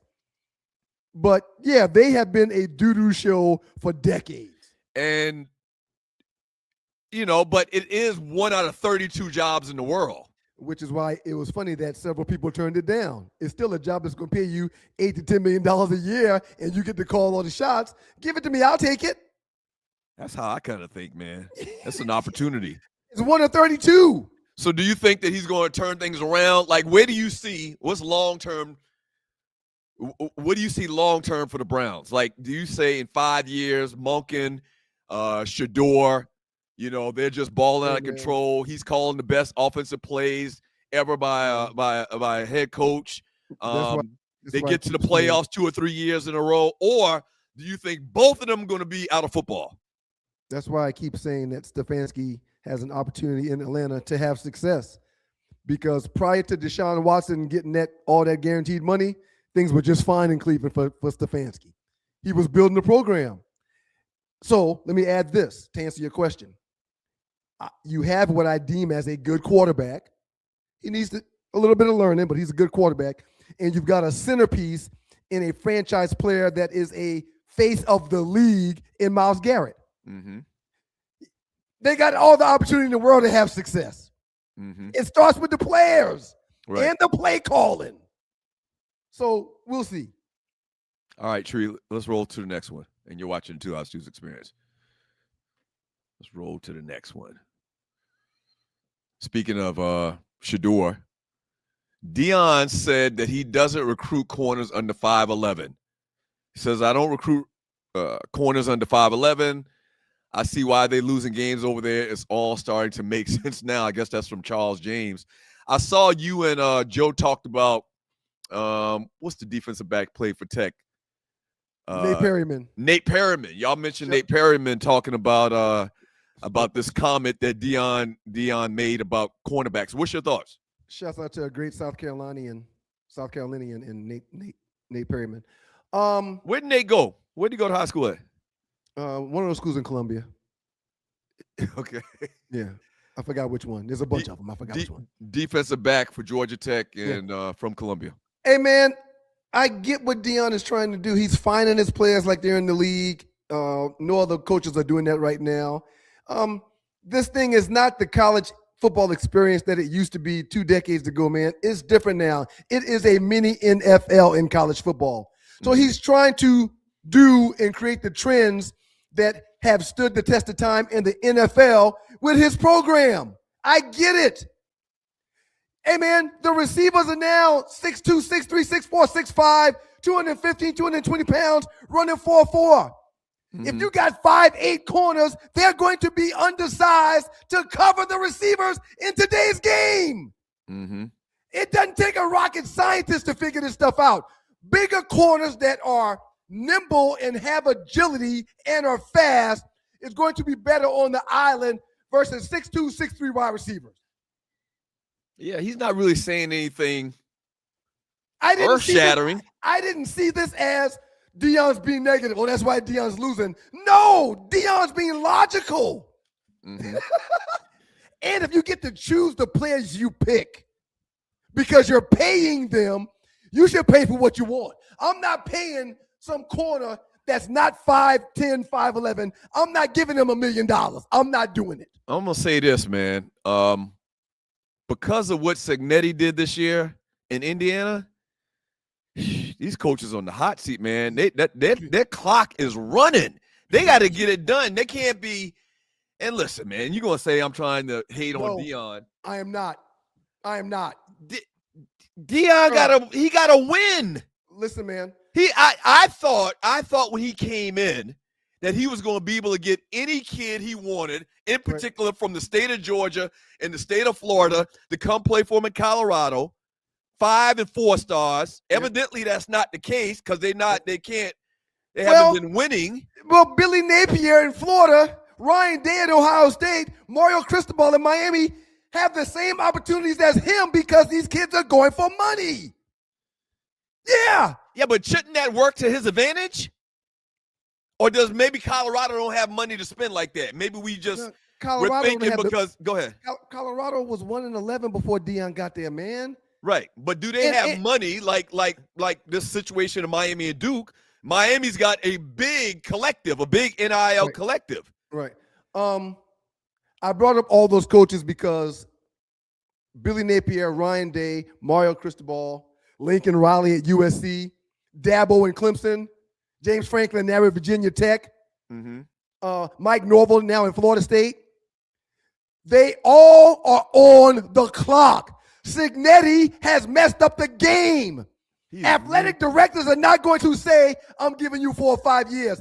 It took the worst college football program in the history of college football 2 years and one coach to figure it out.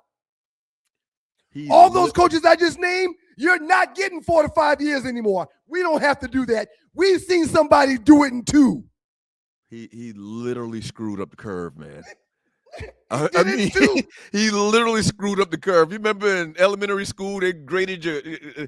The teacher was feeling good, and she was in a good mood, and she gave you 5 points, or she gave you 7 points or whatever.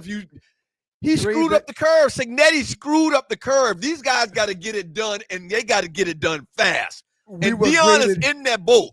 We were graded on the bell curve at Georgia Tech. So if the highest score on the test was an 82, the 82 was an A.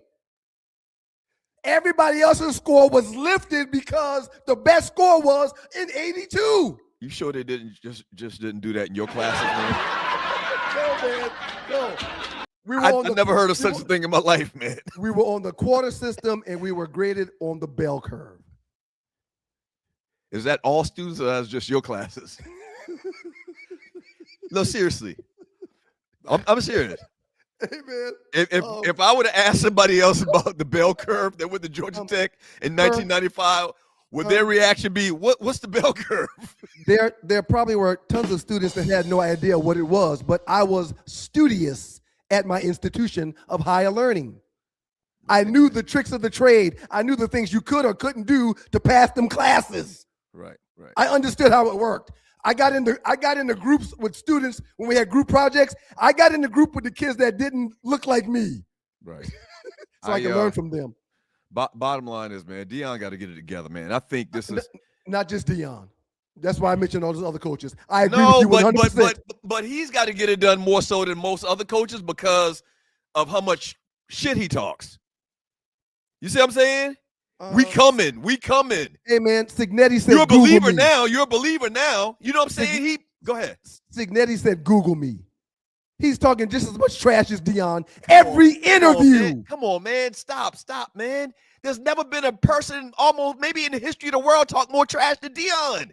Come on, man. Again, man. Keep it real. I know you got beef with Deion because he left. I knew you were going to do this. I said you were going to do this. It is what it is. It is what it is. How am I hating because I'm telling the fact? You've been pissing on him. How am I hating because I'm telling the fact? Right. Is there ever? Can you remember ever another person talk more trash in the history of the world than Deion Sanders? Have you heard Signetti say? Have you heard Deion say, "Google me"? But you're trying to compare Signetti to Deion and trash talking? Man, that's not a fair fight. I watch the games. I listen to the press conferences. Signetti talks shit every interview. All right, man. Let your hate for Deion go. Get over it, man. Get over it. That man did a move for himself and his family that was better than Jackson State. Get over it. Let's go ahead. Oh, he left black college football. Yeah, he did. Yeah, he did. He getting $10 million a year now. And that was bullshit. He wasn't gonna make $10 million at Jackson State. I didn't bring that up though. You brought that up. He wasn't gonna make $10 million at Jackson State. He's making that now. Why are you mad? Let's go to the next one, Tree. Get over it. You watch it. Why'd you stop drinking to scream out? Get over it. I didn't do it on purpose. You know, you reminded me of just now. You remember James from Good Times played Tommy Daddy on Martin. Please be careful with this one, man. Please. A lot of people listening. Please be careful. What do you mean be careful? Just be careful, man. And I'm gonna tell you a quick story.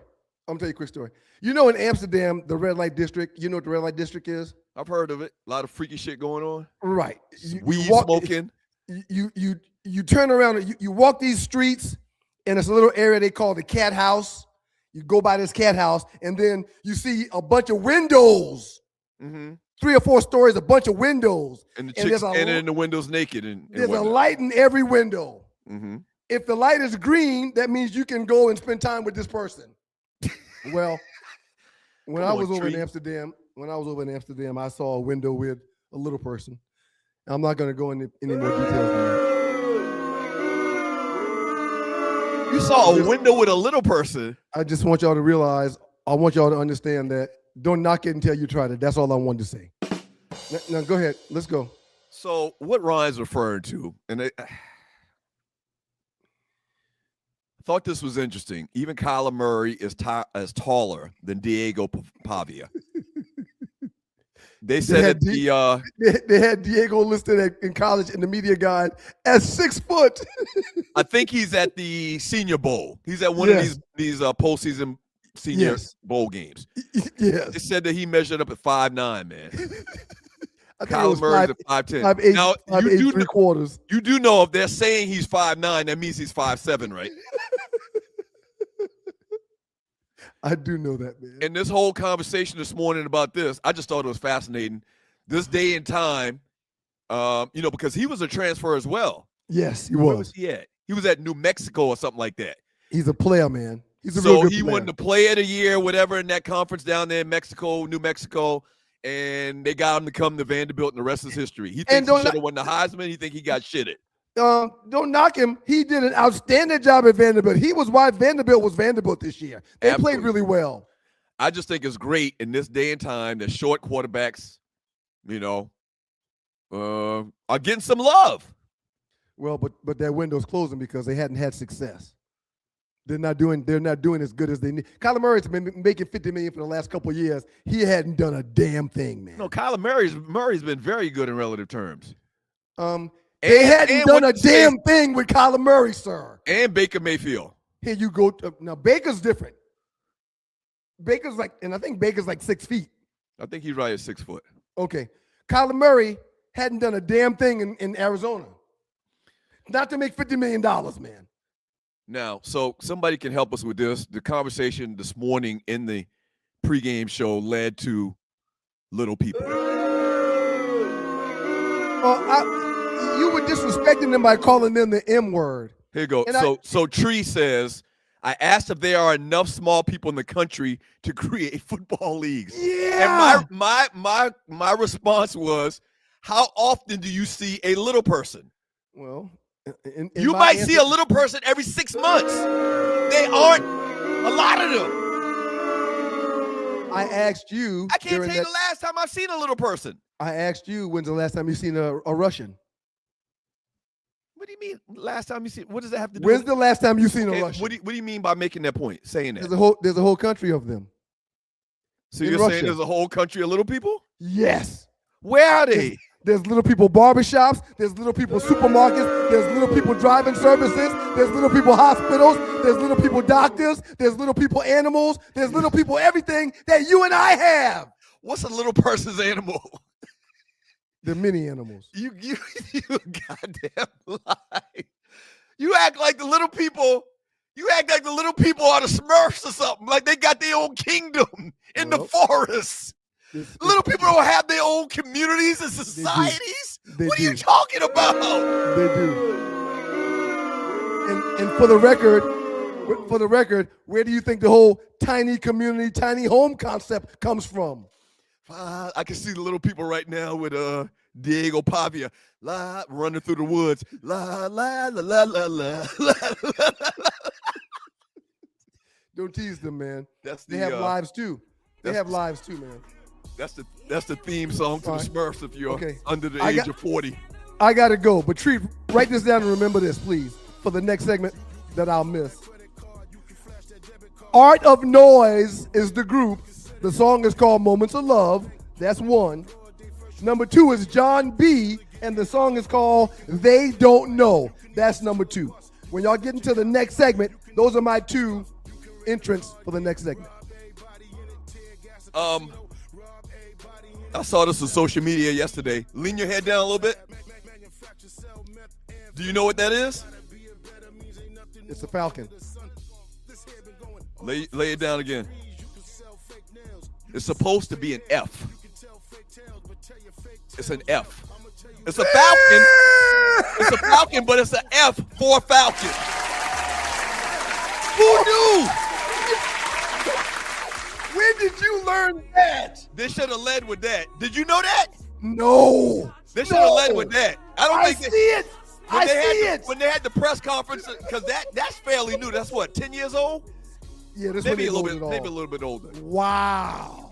When they came up with the new logo, they should have led with that. It's an F that looks like a falcon. It's actually an F. That's genius. Yeah. 2 Minute Trespass coming up next. Y'all enjoy the rest of the show. Shouts out to you, Detroit WGPR, Hot 107.5, HD2 in Detroit. We appreciate the Sports Rap Network. I'll see you guys next week. Me, Treat, and Ollie will be back in a second. Don't go away. 2 Live Stews. Welcome back to the show, the 2 Live Stews Experience. Doug Stewart, Ron Stewart, Arlie Michelle, and Tree from the D. The big D. Hey, I wish I knew we were doing. I should have listened in this morning. I got so many great prints. I have so many great prints, pictures that you could have like rolled through there. Right. Like he was a little kid, and when he had a jail thing in Jackson, Mississippi, they arrested him for singing risque music. I just love him so much. Have you seen that video of Prince as a kid? Like they interviewed him on the local news, something about some school board, something going on. He was like 10 years old. And he was an old soul. He was. Because he was talking about the teachers, I think, were striking. He's like, we need to pay the teachers better. Right. I mean, you know. He was so bright yellow, too. Like, very much a snowbird. His mom is Caucasian. Or I think all his parents are black. Yeah, I think all his parents. All his parents. Both of his parents. Got all the parents. Well, shouts out to Prince, man. Rest in peace. Oh. And you know what? Let's go crazy. Sounds a little rock and rollish. It's very. But With Prince was a rock. Huh? I said Prince was a rock dude. Like if you listen to the people always listen to the commercial stuff. If you listen to the like the albums and stuff, it's very heavy guitar, and guitar is very. I mean, it came from us anyway, but it's we started rock. Mm-hmm. Absolutely. So you know what? I just realized we still haven't done a couple of the memes. Can we do the last 2? I think we got 1 or 2 left, and then we're gonna get to topic number 4. Go ahead, roll it out. No, I didn't want y'all to go. Come back on. I don't have anything. Since Ryan's not here. Okay. Yeah. All right. It's multitasks. Yeah. Only 4 players have made first team all defense 9 times in NBA history. So what they want me to talk about? So I'm glad. I hate Ryan's not here. I hate Ryan's not here because this was really meant for him to comment and give his thoughts because LeBron's not on this list. Oh, he will be sad. But let me tell you who I do like. I like Kevin Garnett. I used to like me some Kevin Garnett. He keeps it real raw and uncut. I like Kevin Garnett. I can't think of the player's name over there with the Sonics. That's Gary Payton. Who is that? Gary Payton. He got a son that plays too. Gary Payton Jr. Yeah. But this first team, only 4 players in basketball history, which I'm shocked that Bill Russell or Wilt Chamberlain didn't do this, make this feat. Only 4 players have made first team all defense 9 times in NBA history, and these are the 4 guys. Wow. Kobe the Bean Bryant, Kevin Garnett, MJ, and Gary Payton. That's very elite company. And Kobe and Jordan were, top 3, 4 in scorers as far as all time in the NBA. So shouts out to these guys. LeBron's not on it. Yeah, why? But LeBron isn't really a defensive player like that. They always talk about LeBron being a flopper, which I don't agree with. Oh, well, I mean, a lot of people will tell you LeBron is a flopper. Now, I'm not saying that, because if I say that, then the LeBron sexuals will say I'm a hater. You are a hater. But you are a hater, Douglas. He don't want to participate in the slam dunk contest. He evidently his body. He has been doing this at a high level since he was like 15. Didn't he come in the league right? He was like the last class that could come out without going to college or something, wasn't he? Maybe. So evidently by that meme, he doesn't play defense. Maybe. That's why he's not on that list. All right, last one, Tree. We got one more. You know what I should have done today, Douglas? I have like a 8-minute clip. I would have cut it up of you. You used to blast the hell out of them Patriots Monday, Tuesday, Wednesday, Thursday, Friday. Cheating bastards. In 2015, when you did your show, and I have so much content. Cheating bastards. Today would have been a day. I don't know how the guy's name got cut up that posted this. This is why we shouldn't listen to everything old heads say, laugh out loud. For a 6-year stretch, him and LeBron were battling for who was the best player in the game. Reggie Miller said that. The reason why I thought this was a good meme was because of the conversation we had on Monday, where Ryan just literally crapped all over Derrick Rose. Now, I'm not going to go as far as to say that LeBron wasn't a better player than Derrick Rose, but Ryan forgets Derrick Rose was unstoppable in the early part of his career before he got injured, piling up the injuries. We shouldn't do this. But that's what they call him. They call him like the what if player. So he doesn't have the stats that you're talking about because of his injuries and stuff. So we're looking at what he could have been based on what he did, but that's not necessarily. We got what's his face. Watson is like that in football now. Right. We don't know what he's really gonna be able to do because he's had his little injuries. Remember, we were talking about. I mentioned to Ryan that the reason why his jersey was retired in Chicago is one, because he was there, and probably, I didn't have stats in front of me, probably because he's done a lot of philanthropic things in the city. Philanthropic. But that doesn't have anything to do with your basketball, though, does it? Why do I retire your number? I thought, they're not going to retire my number because I was y'all not going to say, she's a good mama, so we're going to give you an Oscar because you're a good mom. It's easy to do something for somebody if you like them, though. I get it, but I understand. I mean, that's a wonderful thing that he got his jersey retired. I don't have the kind of passion behind it that Ryan, but I still think those kinds of things are reserved for your stats. So in 2014, Derrick Rose donated $1 million to After School Matters, a nonprofit providing after-school programs for Chicago teenagers. He funded a $400,000 scholarship program to help students from underserved communities pay for college. He donated $7,000 to Demetrius D. Nash in 2017 to support a walk from Chicago to D.C., raising awareness about gun violence. He launched a community garden and pollinator project in his home neighborhood of Inglewood. He conducted free flower gifts, on and on and on and on and on. They love Derrick Rose. But that is not basketball. That's not basketball. You can't. We retire everybody's jersey that does good things in the community. I don't understand. It's not like he wasn't a great player, Arlie, is what I'm saying. I don't think he was as great as I'm retiring your jersey and you next to Jordan. Come on now. Come on, Doug. You can't be next to Jordan. You just can't come stand next to Jordan. I don't care. And Jordan wasn't from there, but it don't matter. I think it has more to do with him being from there than anything. Like, he is a native son. Right. They respect their native son, but it ain't because he, the greatest. Your jersey, that means nobody else gonna wear this number ever, ever, never, never. Yeah. So it was number one. Oh, okay. That's a lot. Was that was the last one, right, Tree? Yes. Okay. Boom, boom, boom, boom, boom, boom, boom, boom. So based on a recent informal and social media, this is trending topic number 4, and social media driven polls among Black audiences, there's a distinct set of white rock and roll songs that are widely enjoyed, known for having every word memorized. Okay. And here's another poll actually that Tree has on the screen. Number 1, I Want It That Way. We all know that song. Number 2, In the Air Night, Phil Collins. That's beat probably drop. Boom, boom, boom, yeah, boom, yeah. boom, boom, boom, boom, boom. John Denver, Take Me Home, Country Roads. Everybody knows that. I don't. I do not know Take that. me home. I know the song, but I country can't sing word. roads, You said to sing the word for word. place I belong. All right. Number 4, Careless Whisper. I don't know who this is. Careless Whisper. George Michael. Wait a minute. You don't know who George Michael is? It's Wham. It was Wham. Okay. Yeah, I'm not familiar with this song, though. If you sing it, I'll probably know it. Go. Come on, Oh, Douglas. it was a beat slow- me up before No, that's you not go- it. But the Okay. Careless Whispers. Careless Whisper. Okay, I'm not familiar with it. I'm not familiar with Heart it. and mind. Bring it back up one more time, Tree. Ignorance. Ignorance is kind. Oh, I said blind. Sorry. So then you got Nah, you right. I said it wrong. Pain is Mr. Brightside at number 5 on this list, and Hollaback Girl. What is number 5? Girl. I don't know. What is number? That's my And here's some honorable mentions.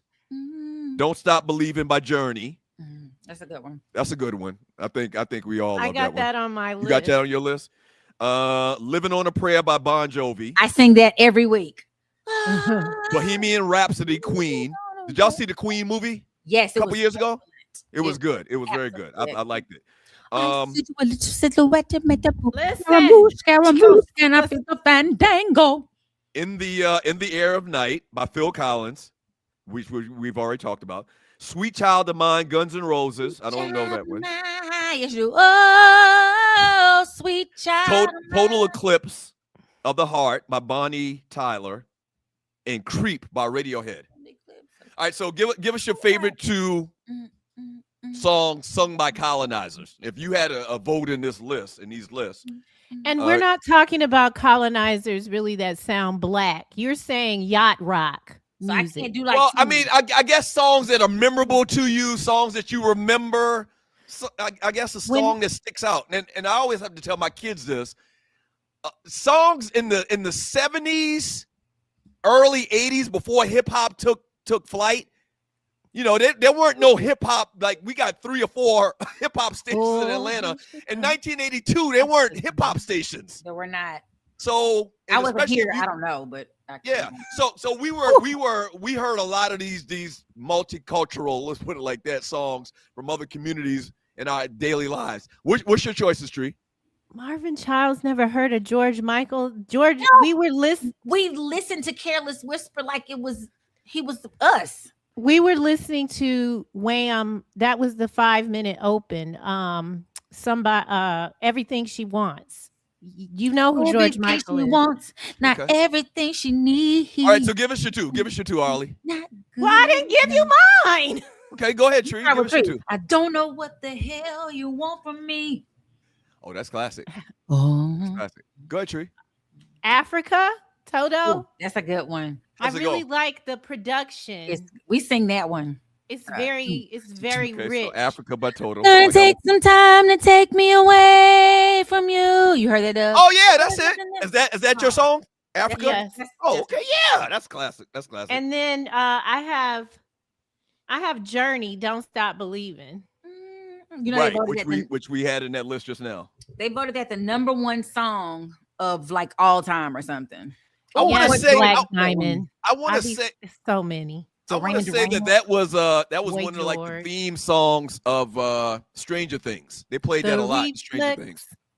Is a lonely child who's waiting. I realize how much. Oh, Roxanne. No, Rosanna. Rosanna is Toto. Oh, okay. All right, give us your 2, Arlie. Give us your 2, Arlie. I don't know who I would Rosanna have. is also cool. I would love. I was thinking of your favorite Hall and Oates. I can't think of a song by, but I used to like Hall and Oates. Man Eater. Man eater. Sarah. Oh, here she Okay. goes. All anything. Hall & Oates, Any I of like them. All right, so my two. And I had it in my mind, and then it went away when I started singing all the other stuff. So I'm gonna think You're about watching the 2 Live Stews experience. Oh, Pat Benatar.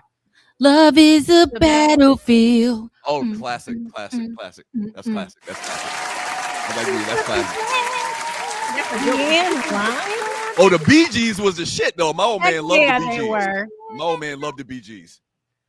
So my two favorite off the top of my head, one very sentimental song, Another One Bites the Dust by Queen.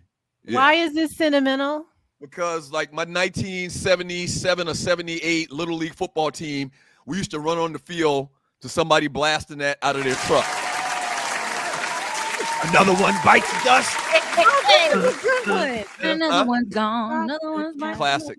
And the other one is I'm a cowboy on a steel horse I ride. I was wanted.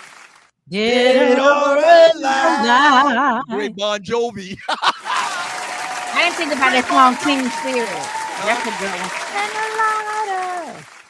The one, it was called Teen Spirit. Dun, dun, dun, dun, dun. I'm surprised at yours, Douglas. I like the Dead or Alive. I'm surprised at the Bon Jovi reference.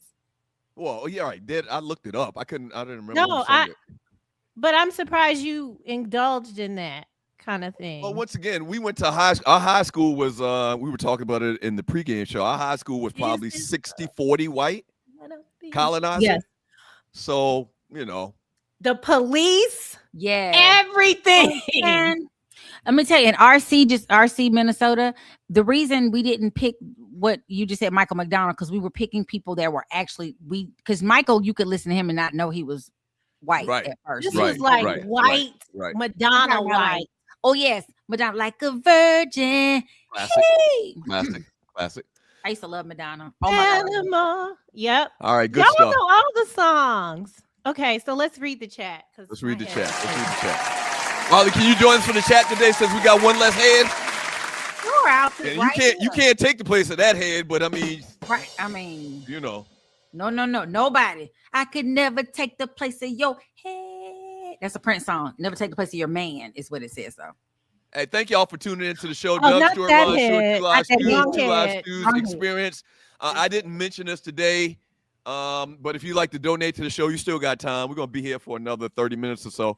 If you'd like to donate to the show, look to the bottom of the chat to the right. You see a dollar symbol. Click on the dollar symbol, and you can donate to the show. If you're watching the replay of the show, same thing. Look to the bottom of the chat. There's a heart symbol. Click on the heart symbol, and you can donate after the live show is done.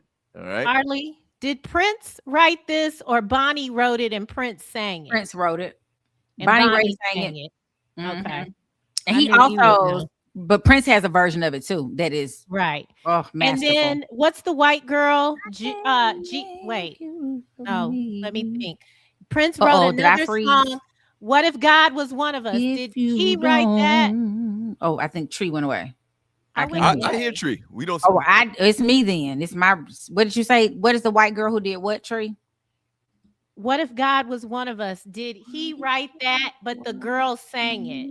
The white girl sang it and got like a lot of accolades for it. I believe he did. Till Dog, thank you so much. Good morning, Stews, Tree, Arlie, and dogs and poodles on this glorious Giving Thursday. Thank you, Till Dog. Thank you, Till Dog. Appreciate the donation, folk. Salute to Derek Rose on his avatar. Hello, Sean. Good morning. Check you and Jay Ham while driving.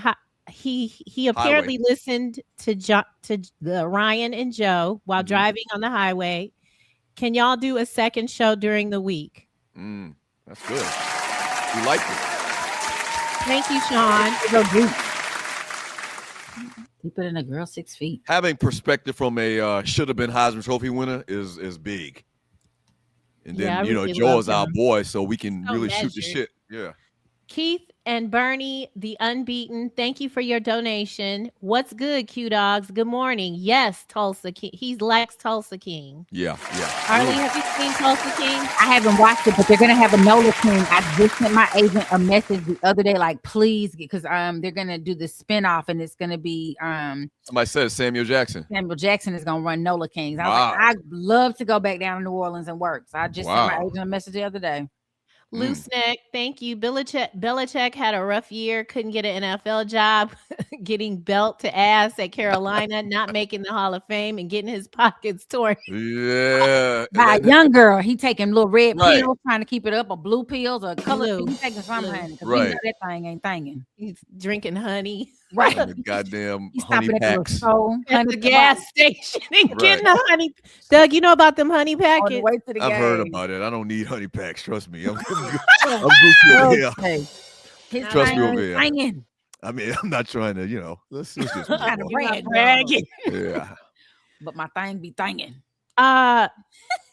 From Sean Mims, thank you. T.O. had to wait. Please stop. Sorry.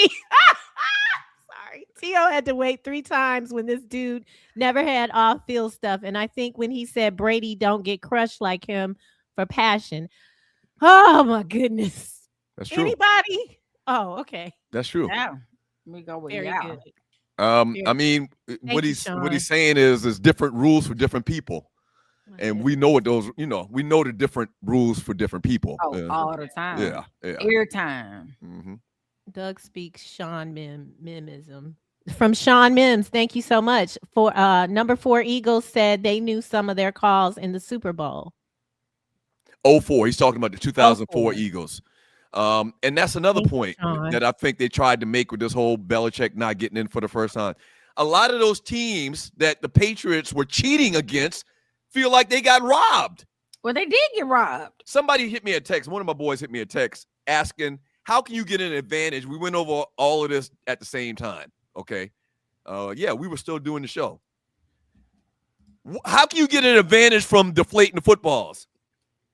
It's very simple. If you're if you can grip the ball better, if you were a kid, there's a lot of dudes watching this show. If you were a kid and you had a half flat football or you had a Nerf football where you could grip and stick your fingers in it, it's easy to throw. You're gonna make better throws. You're gonna complete more passes. It's a huge advantage.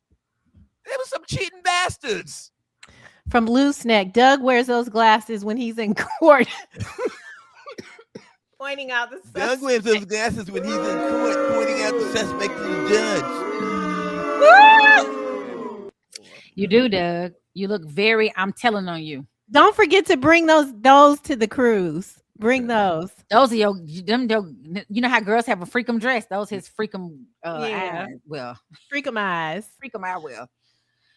Flex Image Training, thank you so much. Is snubbing Bill from being a first ballot Hall of Famer a precedent for Brady not getting in on the first ballot? Brady's probably going to get in because Brady wasn't an asshole to the media, unlike Bill was. See, Bill had 2 strikes against him.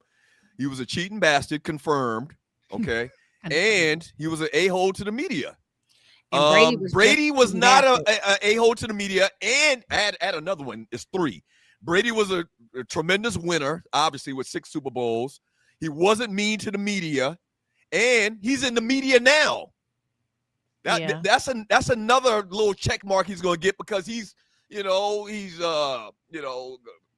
working with these people day in and day out, and so Brady's probably going to get in first ballot. But if he didn't get in first ballot, I wouldn't be mad. I wouldn't be mad. I'm making weight. And several people in the chat talked about he can, even though he also cheated, but he went to Tampa and also won. So that just gives him another He did, right. Exactly. From Osiris. Thank you, Osiris. The sooner we learn these pundits are just company sock puppets, the better. If a take defies logic, it's because their livelihood depends on towing the line. They serve the paycheck, not the truth. Yesterday was despicable, man. Yesterday was just despicable on TV. That these talking heads didn't even want to talk about all of the cheating, which I read to you earlier today. It was expansive. It wasn't a little bit of cheating. I really think that the NFL, and I said this earlier, I really think that the NFL had a lot more information than we even knew because they love the Patriots. Yep. The Patriots were the golden kid, the golden child of the time. And they didn't want to put a bad light on the New England Patriots. Nope. That killed them to find them and suspend them and all of the penalties that the Patriots have to absorb. So if they did all of that, imagine how bad it really was. Right. Well, the Patriots had a bad time that whole year because Hernandez happened around that same time. Oh, they had a lot going on in that bad locker room. time. They had a lot going on in that locker room. Yeah, I mean, you got one of your starting players, one of your best players, murdering being a weekend murderer. I hear murking folks. I don't understand that. I have so much audio of you just fucking them up. Facetious Bino. Happy birthday to Ma Diddy. Take the 64 out of the spin in the snow Sunday. Take the 64 out for a spin in the snow Sunday, and I'm gone. So it's Ma Diddy's birthday. Happy birthday, Ma Diddy.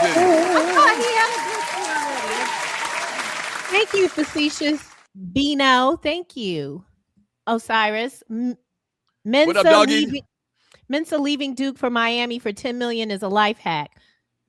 Put that in a S&P 500 index fund at 5 to 7% interest. That's $41,000 to $58,000 a month. Yes, God, without touching the principal, he never has to work again. Without ever touching the principal. I hope somebody's helping him, and I hope they look like us because that's creating 2 streams of generational wealth. And that's what Doug really should have done for a living. Like he should have got in with these athletes. Yep. I tell you, man, it's not. Exactly. I always talk about how ignorant I was to some shit. Exactly. It's not the too late. The miracle of compounding interest. It really is a miracle. That guy Mensa should never, ever have to worry about working for anybody with $10 million. Ever. Never, ever. But you hear about it, like I think they said like 70% of NFL players are broke within 6 years of retiring because they get out here in this what's this? Remember I did it. Well, you might not remember. You were here though. I did a story on what's the wide receiver? Is it Corn? He's a wide receiver with the flaming hair. He dated Kim Kardashian for a hot second, I think. Beckham. Yes. Odell Beckham. That is not enough. He had $100 million contract and said he is broke. He said, well, you buy this kind of car and you spend this kind of money and you live this kind of life, stuff is gone. 100 million. How, Lord? Now let's count back. So 30% of that going to the IRS. I understand. So you still got 70 million. Another 5% is going to your agent. So you're down to $70 million. Let's just say $70 million. Then you got to buy mama a house. Let's say we had 50 million, Doug. You just $50 million. You're still supposed to live carefree for the rest of your life. Right. You just said if 10 million don't have to work for nobody. I'm sure 50 shouldn't have to work either. Right. And it should be like 6 generations of us should not have to work. Right. Because we're going to keep on keeping on. Really Sean Mims, when they make kids sit a year, this movement will stop. Troy Aikman already said he's not putting in on the NIL no more. Well, what does Troy Aikman? Well, I don't think they can get the horse back in the barn. Like they can't go backwards now. They may do some things to kind of like they had to do some kind of regulation. They're going to do some type of regulation, but you can't say now after these kids been getting paid over the last couple of years, and you've acknowledged out loud how unfair it's been over the last 100 years. You can't go back to that. But they're going to definitely do something to regulate this thing a lot more. They will. How do they do the payouts? Do you know? Someone sure. asked that earlier. Like he's not going to get 10 million. No. The way I think, my nephew plays, he's not football, he's basketball, and his mom is heavily watching it, but that's because he's close to his mama. I don't know what the kids do to, I don't know. Truth be told, and Osiris mentioned it, truth be told, you don't even have to deal with an agent or a money advisor, a financial advisor. You don't. You put that money in, like he said, an S&P 500, you put it in a fund and you let it sit. And historically, over any 30-year period, your money is going to return between 7 and 11%. Some years it might be 5%. Some years it might be 14%. Some years it might be 20% in some of these big stock booms that we've had a couple of different years over the last 30 years. But at the end of the day, you're not going to lose money. Historically, no one's really lost money in the stock market. You know, you can be very conservative. You can buy some, you can get into a fund that's very conservative in relative terms to other stock funds. But really, you just got to let it sit because of the miracle of compounding interest. Like just this miracle. Earl McDowell, thank you for your donation. He's explaining that the classic today was the origin was of the Yes Sir sounder. Classic from 2011. Appreciate it, Earl McDowell, for all your work. I gotta go back and listen. Did he say yes sir on there? Did he say that? Oh, I can isolate that and then you can have it in the sound effects. That'll be nice. From Benjamin Edwards 757. What up, those stews? Tree, Arlie, great show today. Thank you, Benjamin. What up, those? Appreciate it. You must be he got on a D hat and everything. He in Detroit. Yeah. Appreciate He's cruising with us too. Oh, he is. Yep. That's what's up. Tell people up there about the D, about the 2 Live Stews. Tell people in the D about the 2 Live Stews. Sean Mims, take the Sanders glasses off. Watson's still there. Yep. He gonna come back, but is he gonna? You think he's gonna? I know they're rehabbing the hell out of him. I wonder if he's gonna be ready. Well, I mean, they're paying him a ton of money. That may be a factor in what happens next year with the Cleveland Browns, right? Yep. And if he's healthy, he's better than anybody. He's better than Shedeur by a mile because of the experience he's had and the, you know. But we'll see. That's gonna be an interesting storyline to see what happens with Deshaun Watson in Cleveland next year. Frederick Anderson said he's looking forward to the cruise. He'll have some pineapples for anyone who'll need one for their cabin door. Hey, Frederick, thank you for the donation, folks. Hey, Arlie, they have a casino on the boat, right? Mm-hmm. They usually have a casino. Okay. And we got karaoke located. If you read that little packet I sent you, it's so much stuff on this boat. We can go see some shows. We can go karaoke. We can go discothequing. We can swim. We can hike. We can what is it? What's the thing you go across on a little hold on your hand like this and you go across? Not parasailing, but Arlie, skydiving. Okay. How I asked this when you were on. Okay, so I have to print my tag and then what? Tape it to my luggage? No, it tells you to take 2 staples, you put it around and take 2 staples to put on it. But you don't have to do that until you get to the actual cruise ship. Because what they do is when you check in at your specified time, they take all your luggage and put it somewhere, and then they put it in your stateroom because they want you to go. You have to go on this little deck thing and get the little lesson and the life preserver thing, and they get your luggage to your stateroom. And have you been on a cruise before? I have. So I have a balcony. What does that mean? People can hear and see me, or am I next to me? Aren't you ocean view? Yes. So your balcony is to the water. So okay. So nobody can see you. Nobody can see you in your room, Tree. You go out there and hunt. You can hunch on people on your deck. Right. Let's continue. Look at my dog. I need my glasses again. Look at my dog, Osiris. Appreciate it. Thank you, Osiris. Thank you, Osiris. Black people are confused because we ignore the universal law. I'm white and I say so. Stop. Shedeur was a first rounder, but white owners made him a 5th rounder just to show power. It wasn't about talent. It was about control. Absolutely. Absolutely. Couldn't say it any better. Osiris be coming with the straight up on fight the power. A lot of times they just want to give us a reminder, like, listen. Right. Reel it back in. And I'm going to tell you who they really wanted to remind. They wanted to remind his daddy because his daddy ain't never bowed down or kowtowed or whatever the word is. He ain't never, ever, ever done that. And he's not going to do it because he knows the Most High. Sean wants you to stop it, Douglas. Kuiper said Dilfer was a no miss. Like he said that about Zach Wilson. Let it play out. Okay. Put it back up one more time. Oh, you can't find it. It's hard to find them after you take it off. I know. Don't worry about it. Move forward. I'm sorry. Thank you, Sean Mims. So my point to Sean Mims is Kuiper's been doing this for, I think, 30-something years, over 30 years. Of course, he's not going to be exactly right on a player a lot of times. But a lot of times, in relative terms, to him picking somebody to go in the first round okay, and they don't go to the 5th has never happened before. Kuiper said that several times. It's never happened where he picked somebody to go in the first round and they didn't go until the 5th. Period. That's what they call a one of them abnormalities. Tiffany Poodle in Portland says she can't wait for the cruise. She needs the store info. Douglas, run it. Oh, so the store, 2livestewsstore.com. 2, the number 2, livestewsstore.com. Check out all of the cool merch. We got some great stuff on the website as well. And then she said, the Blazers are looking good. Bears breakfast is done. Go Seahawks, Poodles, soon to be in paradise. Yes. We look forward to meeting you. Ma Diddy, Bobby Caldwell, what you won't do for love. Thank you, Ma Diddy, for your donation. And happy birthday! Happy birthday, Ma Diddy. Ma Diddy. I guess it's the same Ma Diddy that's on the birthday. No, somebody else gave him him. somebody else gave him a shout out. Okay. Thank you, Ma Diddy. That was actually a shout out person. Yeah.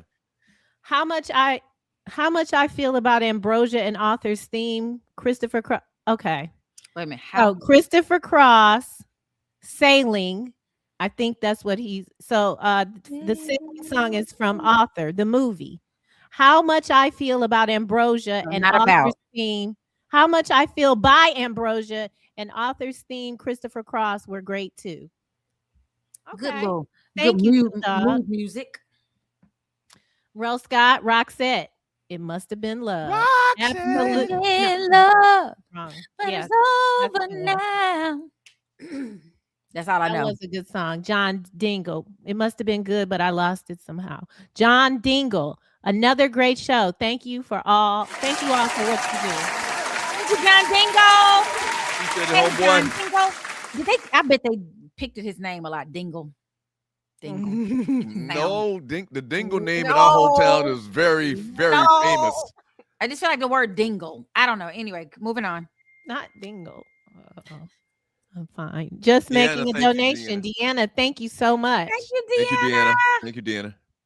The Real Bill. Enjoy the cruise. He'll be in Mexico. His daughter's getting married, but he will see us next year. Congratulations, The Real Bill. Congratulations on your daughter's wedding. I know you're just gonna be so. I haven't had to do that yet. The Real Are Bill, you ready? let me know where they are. You got those coins together, Douglas? What coins? He said he hasn't had to do that yet. I said you got to get those coins together. Oh, baby. I don't think people don't adhere to that anymore. Well, I'm trying to hold the people that live in my house to that because I have a boy. That's all I'm gonna keep saying is I have a boy. If I had a girl, I would have been prepping for as if I had a girl. I have a boy. That is how I have prepared. So don't come talking about something. Listen, I can't help you. I cannot. Dark Sun Rider. Doug, stop playing with me. I am the same age as Ryan. He watched football since 1980. He's seen the major life modern running backs in their primes. Okay. AD tore an ACL, then ran for 2 yards. And 2,000 yards. 2,000 yards, and he's from the Bronx, not Minnesota. Ooh, Doug, stop playing with me. I'm the same age as Ryan. I don't know what you must have said. I have seen the major life. I don't know. I'm not sure what he's referring to. LYOF means something. It's like we thank you for your donation, and we are sorry. I'm sorry for pulverizing your Who situation. is AD? Who do we talk about today that was AD? Someone's gonna remind us. Adrian, somebody. Oh man. Wait, he's going on the cruise. Melvin. Oh, this isn't Melvin's song. Wait a minute. This is Melvin's song. Sorry. This is Melvin's song. I'm used to the 100. Yeah. Mr. Eccles is going on the cruise? Yes. Yes, he is. I'm gonna give him a dance routine every time his come on. Y'all heard that new track T.I. got out? Yes. I hadn't heard the entirety of it. No, I haven't either, but he got one song out that banging. He popping. He going. He back. T.I. He cut the braids off. He got the little hat tipped to the side. He back. T.I. is back.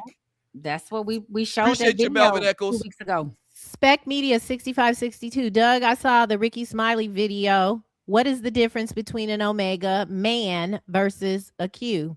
I have no Q. I have no clue. Go to the next one. Let's just Okay. Yeah. I don't know. Yeah. Chico 205 _ 205. I remember when I first seen the Doves Cry video, I asked my mom, who is that woman sounding like a man? Hey, Chico, I will fight you in real time. That's why I put it in there. I will fight you in real. Where you at? Put him up. And that first video that we played, which one was it? Can you throw it up real quick? I want y'all to pay attention to the very first move Prince makes in the first 2 seconds of the video. That little twist he did, that wasn't a good look. I love me some Prince, but that was not a good look. What he did I want to see it. Just leave me standing.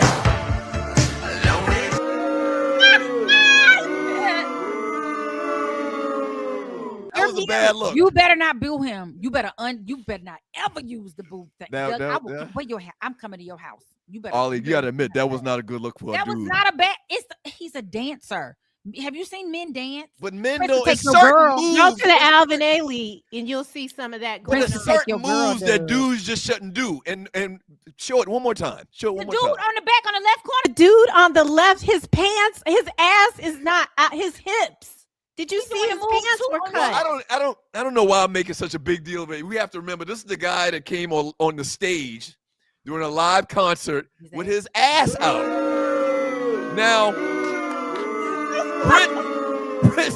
Prince has always sported the finest ladies that money can buy. And still, but he does have a lot of feminine, or he had a lot of feminine traits about himself.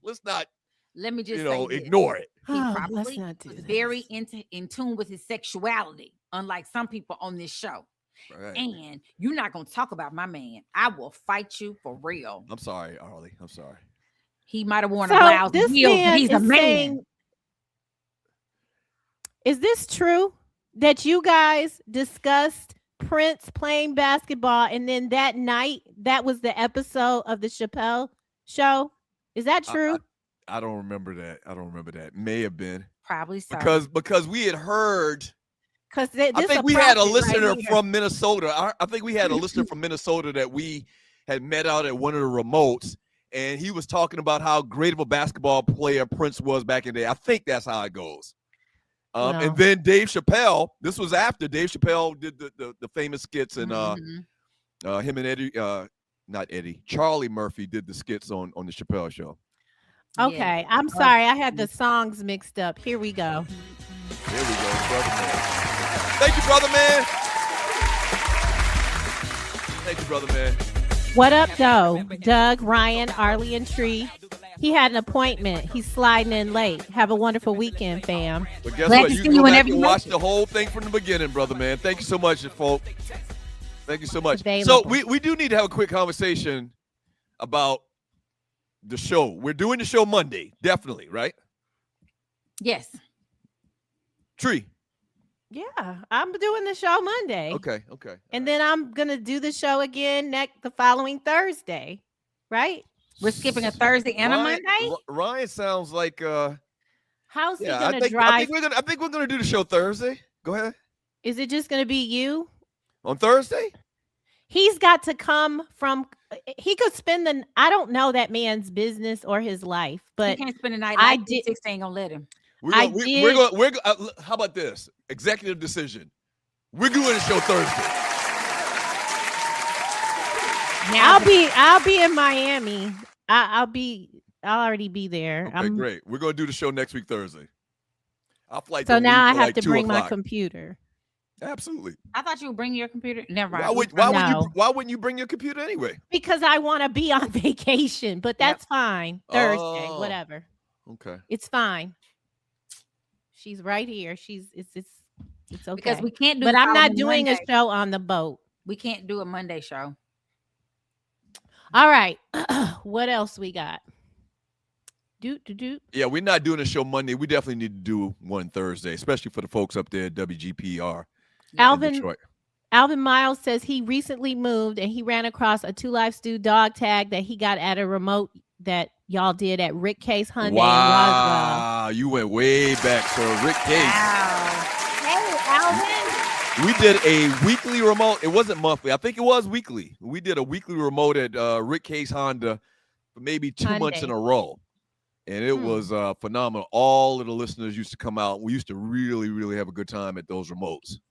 Radio is not what it. Radio is not what it used to be. It was so fun back then. I mean, but you got the whole landscape has changed. Everything has changed. Yeah. From Till Dog, Doug, aka Jason Whitlock, has a problem with. Don't call him Jason Whitlock. Has a problem with every brother who moves on to better his situation. First LeBron, now Dion. That's not every brother. That's 2 people. Well, he probably got some more on his list that we can't think of right now. No, he's saying he's calling me comparing him Jason to Whitlock. Jason Whitlock. I know. I don't think that comparison, but I agree. Doug be mad at folks if they move on and do better. You can't move on. In the Wait a minute. If they move on and do better, or if they move on. There's a that's so untrue. One moved on and one moved on. That's so untrue. LeBron did some real lame shit and leaving Miami and leaving Cleveland to go to Miami. I'm supposed to stay there. Well, we not winning. I can't go. Dion made a gazillion promises to some young, easily influenced black kids at an HBCU that I can separate from him leaving to do get a better opportunity for him and his family. But I'm not going to ignore the bullshit. I'm not going to ignore the bullshit just because you like the guy. Well, Doug, I like Dion. I have insider information. I like Dion. I like LeBron. Uh-oh. What are I have insider information, Doug, about the Jackson State situation because you know that's my home state. Mm-hmm. And while what it appeared to be horrible, because it appeared on the surface to be horrible, Jackson State and the state of Mississippi had a large part to play in how that went down. I promise you, they should have done differently, but because they just had a meeting last week, they're trying to close Jackson State, Alcorn, and Mississippi Valley. They're trying to do their proposition this and HB such a House bill this. They were just at a church. I'm sure you let doing it. I'm sure you let Trump have his way. He shut down all HBCUs. Oh, and that governor there loves him. Arlie, did y'all? I'm surprised you didn't do this one. I mean, we don't have a lot of time anyway. But what the hell yesterday with Nikki and Trump and the outfit and is it? I mentioned it. I mentioned it as a mention, like we're in Bizarro world. She has made it very clear that he is her favorite. And I had to go look up who her brother was. He is serving 25 years to life for assaulting an 11-year-old. Wait a minute. Her husband is alleged. I'm saying, what is this? Yes, she is surrounding herself by people who do harm to little children. Mm-hmm. And the president. Allegedly, who does harm little, right? Alleged pedophile falls in that same category. Absolutely. Yep. So, speaking of Bizarro, Bat Mike must have looked this up. He says there are about 600,000 little people in the world. So we can have a football team. That's not a lot of people. Arlie, are you going to date? Would you date a small man? Yeah, I'm too tiny. He's shorter than me. We got a problem. So I asked the question earlier. I'm gonna ask y'all. Wouldn't work. When is the last time you saw a little person in real life? I saw one the other week. What's her name? She's local. The DJ, she was on the Ricky Smiley show, but that's the only one I've seen. In how long? Years? Just around. I literally saw one the other week. I was out somewhere, saw a little person. Why are we talking about them like leprechauns? Because that's what we acting like. We act like we don't know what to do with other humans. Right, Doug. You could go on Netflix right now. There's a whole show. No, I'm saying in person. Old episodes. I'm saying in person. When's the last time you went to the restaurant and there was a little dude in there ordering some French fries? I was off Old National and it was last Monday night, and it was a little dude in there that was gonna sing karaoke. Point is, they're very few and far between. They're very scarce.